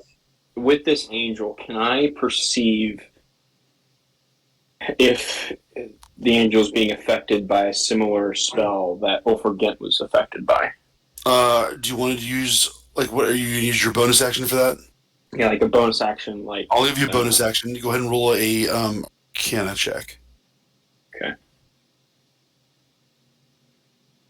And that's great. That's only a 9. I'll give you your advantage for being from Thraben and knowing from Gavany and knowing things about the church. Okay. I use my bless on it, so... Does that bless work on this or no? Yeah, it would. That's correct. That's Evan. a 14. 14. No, it doesn't seem like there's a curse on the angel. Okay. Then I guess I will just engage it in combat. I will reiterate that you guys are attacking one of the archbishops of Innistrad right now. So I think that they would have an angel bodyguard is somewhat normal. Yeah, I'm just wondering if it's like something that he like in his corruption took over. Sure. So all right. Yeah. That's a 17 to hit on the first attack. 17 on the angel hits. Okay. Let's see. D8. 2. 10 damage on the first hit. Sounds good. Second attack. Ooh, okay. That's an 18 plus 5, so 23 to hit. 23 hits. And that's 9 damage on the second hit. Sounds good. Now will be my turn. All right, the angel takes some damage, although it does seem to have towards some of the damage that you've been doing, but it does take the damage. Okay. All right, we go to Terhold, and Terhold is going to cast Cloud Kill. That sounds bad. All right, let's see. How do I make a circle, Tyler? I got you. Where is it? Just around our entire group? Where would you 20 like to foot, center it? 20-foot circle, trying to keep my villains out of it. Okay. I definitely want to hit Glyph, though. So, Yeah, hold on. one, I two, find the three. wrong shape. One, two, How three, do I do it? four. Oh, I found it. Is that it? Here, let me. Yeah, is that 20 foot? Yeah. 20-foot radius, 3 actually? foot or diameter. Probably radius. One is better than the other. Radius. It's 20-foot radius. Okay, Okay. so 1, 2, 3, 4. So we'll snag it there. And that is what Cloud Kill looks like. We'll say it hits Thalius, Carlos, and Janik and Glyph. It does not hit Amon. Mm-hmm. I need all of you to make a Constitution saving throw, please. Cool. We can add bless to this, everybody. Nice. What save are we making? Constitution. Ooh, that is a 7 total. I like Okay. a 7. Janik, what are you doing, bud? Not good. Bless is a D4. So 12. 5. Yes, please. That's a 20. That's a 22 on a Oh, month. there's Come a on, good you one. were good, right? Yeah, mine Yeah, wasn't one hit. natural. Yeah, you're not part of this, Amon. I thought but I had a good roll. Thanks for Come on. wasting it. No, you're Come good. on, you take no damage so far. Mm-hmm. Wow, I really appreciate that. Don't worry, you're about to take half of mine. Yep. Everyone has their rolls? Glyph, did Yeah, you roll? 10. Okay. 10. No, so no one rolled a 14. Nope. So Everybody rolled under a all of- 14. All of you take 27 points of poison damage. Of course, that is halved for Carlos. And Carlos, you'll donate 13 of those points of damage to Connor. However, remember, you have 8 points of damage that get protected from that. Got it. So it'll be -8. So it will be 19 points of damage to all of you straight onto your health bar. Cool. Ooh, boy. That's cool. And then, in addition to that, We should stop him from doing that. I agree. Harrison, You how watch- high up is the cloud? it goes. We'll say it goes about halfway to the ceiling. Which is how high? 15 feet. Okay. It kind of engulfs you. It seems like he has some control, and as a bonus action, Terrhold will pull out a healing potion, and he will drink the healing potion, and regain some health. Okay. Terrell's turn is over. We are down to Janik. All right, so Bless is over now. Yep, Bless is over. Okay. It is not over right now. You have it for this round, and we will. Your turn. Okay, I have a question about Yes. Leoman's tiny hut.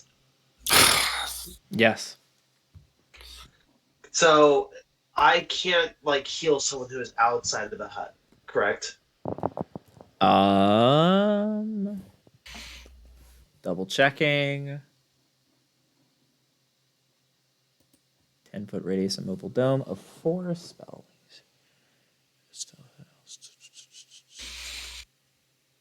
And I guess along that same line, it will magical weapon extend outside of the hut as well? I'm thinking it doesn't based off of how the wording is. Yeah, everything inside the hut you can mess with and heal and do things to. Everything outside, yeah, it is a full, basically dome around whatever's inside the hut.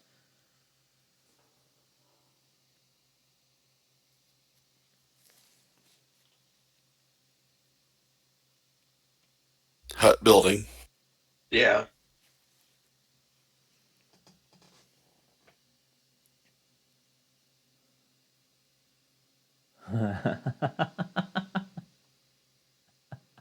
All right. I'm going to move. Oh, but I will say that the casting time is 1 minute. That's for the ritual spell, right? No, ritual is 10 minutes. Yeah, that's, Oh. yeah. Oh. Okay. So it would 6 be 10. rounds later. Yep. Well, No, 10 10 rounds. Sorry, but 10 rounds. Yeah. So I you see. should not do that, That will Michael. not work. Okay. All right. Okay. I will then. Do you have spirit guardians? No. Okay. I don't know what that is. You may not be able to get it yet. Okay. I'm going to move outside of the cloud of acid death. I'm sorry. You started your turn inside the acid death, so go ahead and roll a Constitution saving. Thank you, Harrison. My apologies, Michael. Uh-huh. Dude. 7. You take 22 points of poison damage. Not -8. Not -8 this time because you Right. have not regained. Then I am dead. All right. How Okay. dead are you? You're unconscious. He's unconscious, not dead. Okay. How many points negative are you? 8. Okay. So you're -8 points. You're just dead. You're just unconscious. Yep. Yep. All right. So unconscious. Go ahead and make a death saving throw. Right, Tyler? He makes a death saving throw on the next turn, right? Yeah, I've always played that it starts the next turn. Okay, that's fine. But the spiritual weapon would go away. Right? No, Sure, because it's spiritual not weapon. concentration, so. It's just hanging out. It Well. it seems that makes no sense. Your weapon lives on. Yeah. No, I don't think that's right. I don't think that's right. So I'll get rid Oh, of little it. friend. Right. Good turn, Hey, Janik. Harrison, does Janik Yep. being in the circle affect his saving throws or anything like that? Like taking more Janik. damage, is that a thing? No. Technically speaking, What? it should. What? I don't understand your question, Evan. So My if the question is, cloud if is. he's- Oh, go ahead, Evan. Sorry. Go ahead, you got it. If the cloud is doing got it, damage Tyler. every single turn, and there's a saving Yeah. throw at the start of every turn to avoid damage, an unconscious person just automatically fails saving throws. So Janik Correct. theoretically would automatically fail the saving throw, automatically take damage at the start of a turn, and any damage taken on a turn would count as an automatic fail on a death saving throw. So All of those things are true. if Janik, any more time spent in this cloud, just worsens Janik's odds of survival. Yep, that's correct. Cool. Yep. That was fun. Okay. We are on to top of the rotation. We're on to Thalius. You're up. Oh man, come on. But make a Constitution saving throw. All right.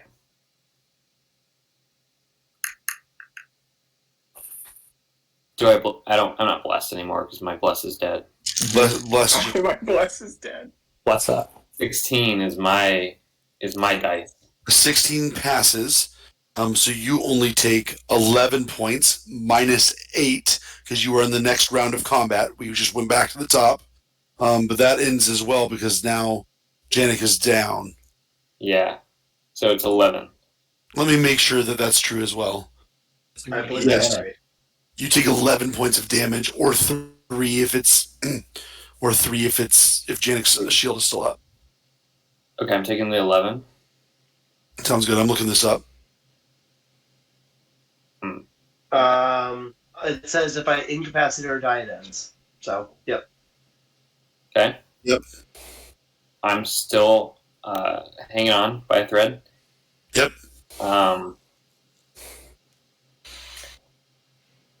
I'll I'm going to use my movement to... Can I maneuver myself around so I'm now behind Mr. Bishop? Absolutely, no problem. Okay. All right, then who's next on the turn order? Is that Glyph? Yeah. All right, so I'm gonna attack Mr. Bishop. Yep. I'm gonna give him a good swing. Yep. With my sword. Yep. Okay, this actually is good. That's a 20 something. 20 something hits. Okay, 24. Additionally, I'm gonna use a maneuvering attack for this. Yeah. So I'm going to expend my superiority die, add that total to the damage roll, and I'm going to allow a creature that can see or hear me to use its reaction to move up to half its speed without provoking opportunity attacks from the target. Oh, that's clutch. So let me roll the damage first and add that Yeah. to D8. Sure. What's that called? A It's called a maneuvering attack. attack. That's a cool combo. That's a 9 plus only 2, so an 11 damage. Sounds good. Back to Searhold bleeding pretty significantly. And I'm going to use that maneuvering attack. I'm going to use it on Glyph and tell him to get out of the circle. Sounds good. I'm going to say, run forward or whatever. Glyph, you can move up to 3 squares.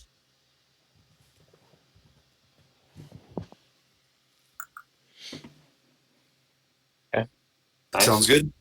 I'm going to go ahead and take my second attack for the turn. Let me make a concentration check. That seems somewhat important.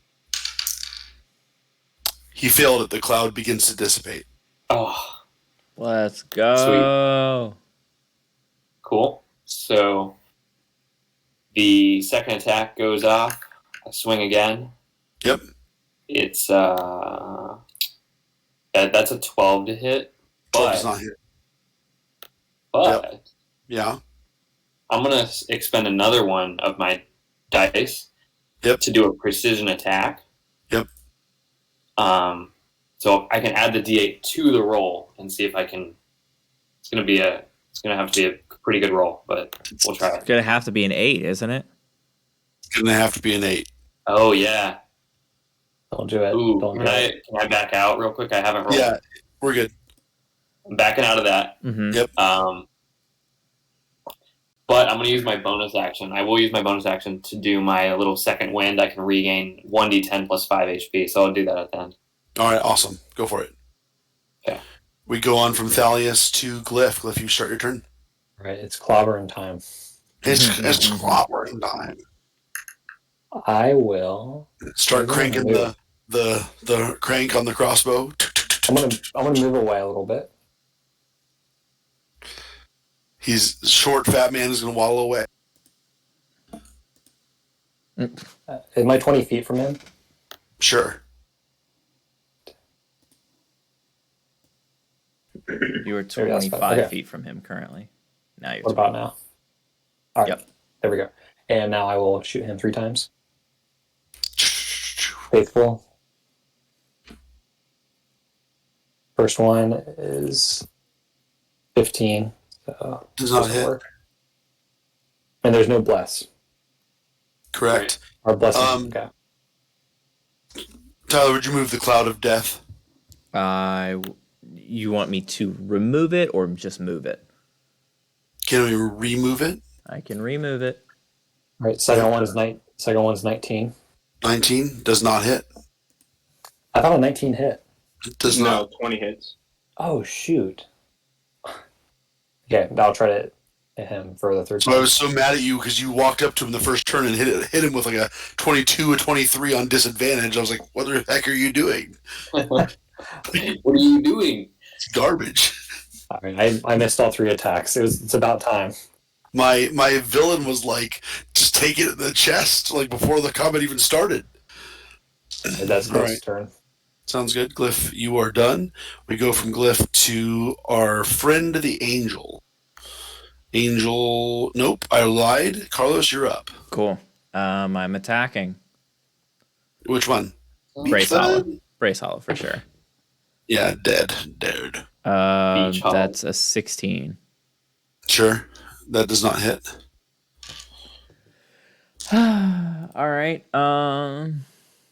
The rogue problems of the rogue.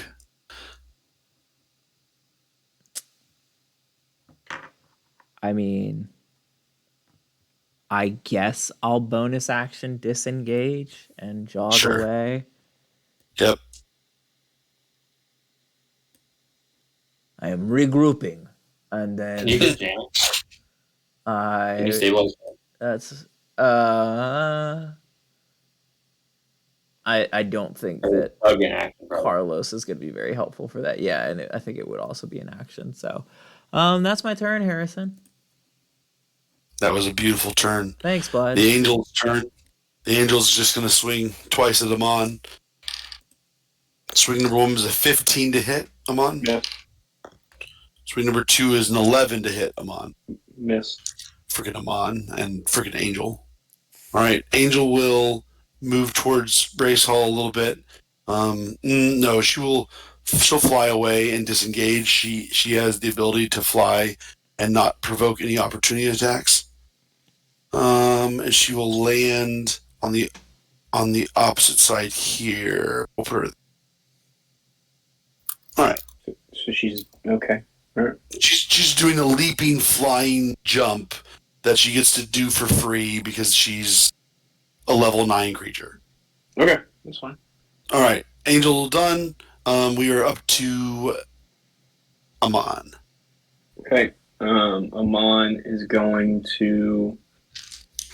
I believe this is.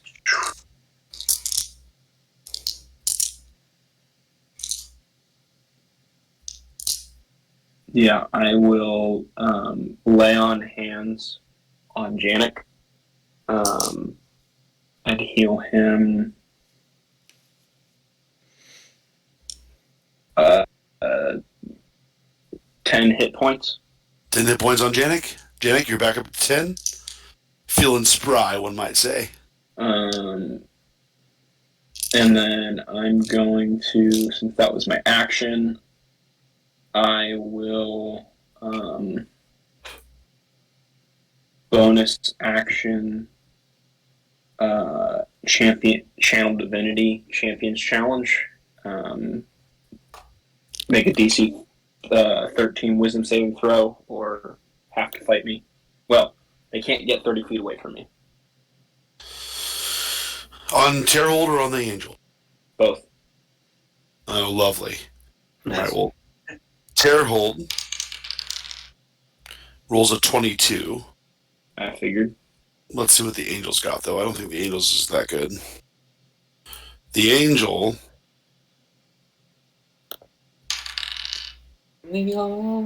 rolls a 7. Okay. So the Angel cannot willingly move more than 30 feet away from me. Sounds wonderful. Angel is controlled by frickin' Amon. Love it. All right, Amon, do you want to move? I think I will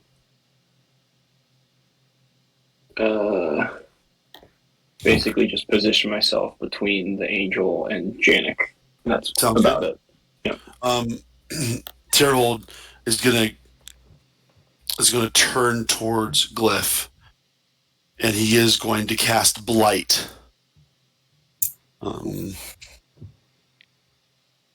I need you to make a Constitution saving throw.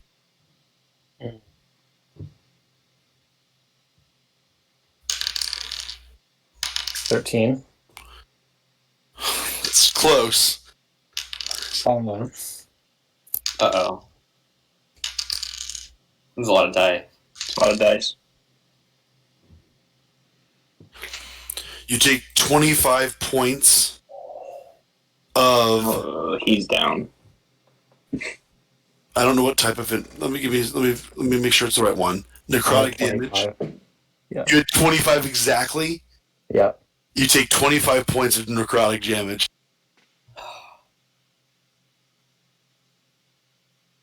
And Okay. that is Terhold's turn. Wait, if you hit exactly 0 hit points, don't you go back up to full? Second wind. Yeah. I think I remember reading that rule I somewhere. remember that. I think Glyph's actually gonna work. Special rules. Janik, you're up. You're feeling young and spry and 10 hit points strong. That's an amazing thing. Okay, do we determine if I have my spiritual weapon still, or is that now gone? Gone. You can recast it. I would Yeah. also, Michael, I would recommend you take the spell Spirit Guardians instead of Liamon's Tiny Hut. I haven't affected any of this. I have no idea what you're talking about. Yeah, it just was what record that came up. So Spirit Guardian, so Liamon's Tiny Hut is not going to be useful for us at all right now, or likely very often if we come back to this. Whereas Spirit Guardians is more of a classic cleric spell that allows you to summon like people to protect you and fight for you. So as someone that was supposed to assist you and forgot to reach out and helping you pick spells, that is my B, and I recommend fixing that now. Yep. Okay. Well, be as it may, Mm-hmm. if I cast Healing Word on Glyph, so he would come back up, you'd be okay. I can Yep. you could Yep. fight again. Yep, the catch is that you can't cast 2. So even though Killing Word is a bonus action, you wouldn't be able to cast a second spell as your action. You could cast Yeah. a cantrip if that's helpful, but I think you could do your Twilight Sanctuary again, because you can do it twice per day, and I don't think it counts as it would not count Tyler? as a spell. yeah. So yeah, you that's get- probably more helpful. All right, I'll cast Twilight. It doesn't bring Glyph back up though. it doesn't bring Glyph back up, but you can bonus action the Healing Word in addition. Oh, You can I do see what both. mean. All right, I will cast Twilight Sanctuary then. So it's not a cast; it's a passive ability that happens. Activate. You summon the energy, and you can't use it for the rest of the day though. Per day, I think. So Twilight Darn, Sanctuary we is have up. so many plans for later. We'll see. All right, so it's 7. Considering we're going to be surrounded by vampires after this fight, I think we'll probably need it. But Twilight Sanctuary is up and running, and then Healing Word. Go and roll your dice. What do I roll? It's a 7 temporary health this time. All right, so 7 temporary health. Everyone will receive Janik to start their turn. Got it. yep. And then Healing Word on Glyph, is 6 points. 6. So you're back up to 6 health. And you have 7. You have a 7-point shield, Glyph. How much health did we all get? No one regained any health except for Glyph, who regained 6 health, and everyone got a 7-point shield that goes on top of their health bar. Gotcha. There's my very helpful turn. Sounds good. Do you want to move, Janik? You have pretty good freedom to move now. I moved. Sounds good. Copy that. Janik is done. Save me, Amon. Thalia's, you're up. Ooh. You were always my Go get him. favorite, Amon. Thalius is gonna. Ooh, he's still in good range. He's gonna take another big old swing with his big old greatsword.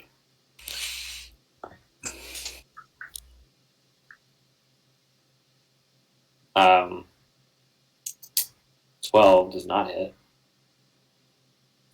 Tell you what, Terrell's been hurt for a while, but he hasn't for a while. Yeah, it's true. Chilling. So he'll swing again for a second attack. This one is a 23. Yeah, it is. Here we go. That one's going to hit. Do I want to do anything else here with that? No, I think we're pretty good. All right, so I'll just roll the damage on that guy. That is 8 damage. How does he look after that? He looks bad. All right, I'm gonna go ahead and do a action surge, Yeah, you are. which I believe I can do, Yes, you can. to attack again. Yeah. Here we go. All right, that also hits for Go for it. 22. Yep. And we're going to do a cool 12 points of damage there. Yeah, he looks even worse than bad. I think 12 points of damage is very cool.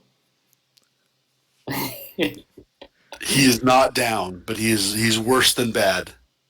All right, and I'll give him a little wink and a second wink, and then that's my turn. Sounds good. After Thalius, we go to my friend Glyph. Yeah, it was Cartwright who I dropped, right? Yeah, Sebastian, Okay, Cartwright, it'll be- the old for- man. Okay. Yeah. So I get up to my feet. I say, for Cartwright, and then I'll shoot the old man, the other old man, this old man. This old man, I killed him. My name is Glyph. I like to win. 22 to hit. 22 hits. Oh, that's a big fat. Favorite That was Indian bad. hunter's mark. Are we doing a second old man kill today? 7. Right, 9 damage on that first hit. 9 Okay, damage. next. He is worse than bad. And I will shoot again. Yep. Ooh, only a 17. That doesn't hit. Okay, a new attack. Oh, this one's good. This one goes through 20. 20 hits. For damage, that's 7 plus Hunter's Mark. The kill. 12. 12 damage as Terhold drops to the ground Ugh. from an arrow that sticks out of his heart. And he lays down on the ground dead. Wow. Glyph, you're done. We are up to... Who are we up to? Carlos. Carlos, you're up. That's what I call aggressive negotiations. So the angel doesn't do anything. Nothing happens to the angel. Nothing happens right now. Okay. Glyph is just cranking the automatic crossbow out. Just Dude, All right. So, this has been the best mod ever. yeah, now that Terhold is a pin cushion, Carlos is going to turn his attention to the angel again. And all right, well, he is done. You have failed to protect him, and there are now more humans here, gestures to self, that you can protect. Do you speak at all? Can you acknowledge this statement? the angel turns to you. Where are you at on the map? You're To the over there. southwest of her, if we're assuming Look at you, directionally southwest. that's correct. And the angel can speak common, and the angel says, "Yes, I can hear you. Terhold was the Archbishop of Drunau, sent here by Macias the Lunarch, and you guys have assassinated one of the largest rulers in the church." Who is working with the vampires? He had his flaws, but so is Macias. Are you saying Macias is working with vampires? I'm saying that Macias does what's right for the people that he protects. And who are those people? The humans of Drunau.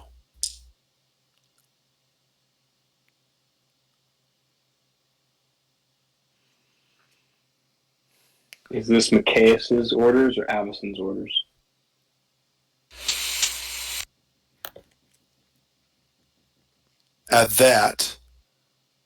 At Tyler's words, Carlos's words, the angel snaps her fingers and goes invisible.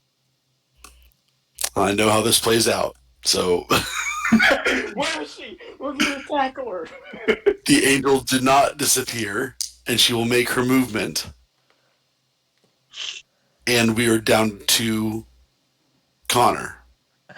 One last I'm thing on is your- just as the angel turns invisible. it's Hey, she can't get 30 feet away from me. Does she have to make a save? No, it's the effect ends if you or the creature is incapacitated. So there is no more saves she makes. She Oh just man, this is so dumb. So we run around Amon in the 30 Just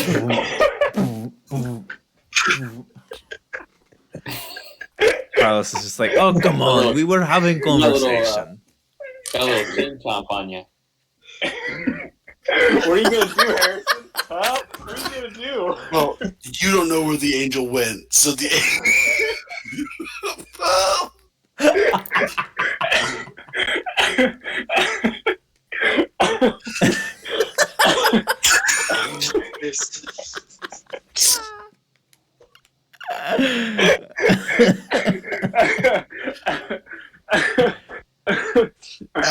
After 30 seconds or so, Yeah.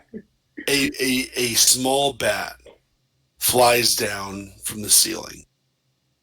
Glyph, due to your connections with bats, you notice the bat coming first, and you see that the bat takes a minute and kind of hovers, and then transforms into the form of a vampire. Who is it? What? What'd you say? Yeah. It's not a vampire that you recognize. It's not someone you've known. It's just someone who was in the chambers with you. And the man says, "Great job. That is just what the Lord Master wanted you to do. He summons you to a dinner party tomorrow night in your honor for the assassination of the leader of the Church of Drunau." And that will end tonight's session. Wait, the angel has not left. The angel, I began to cast fairy fire.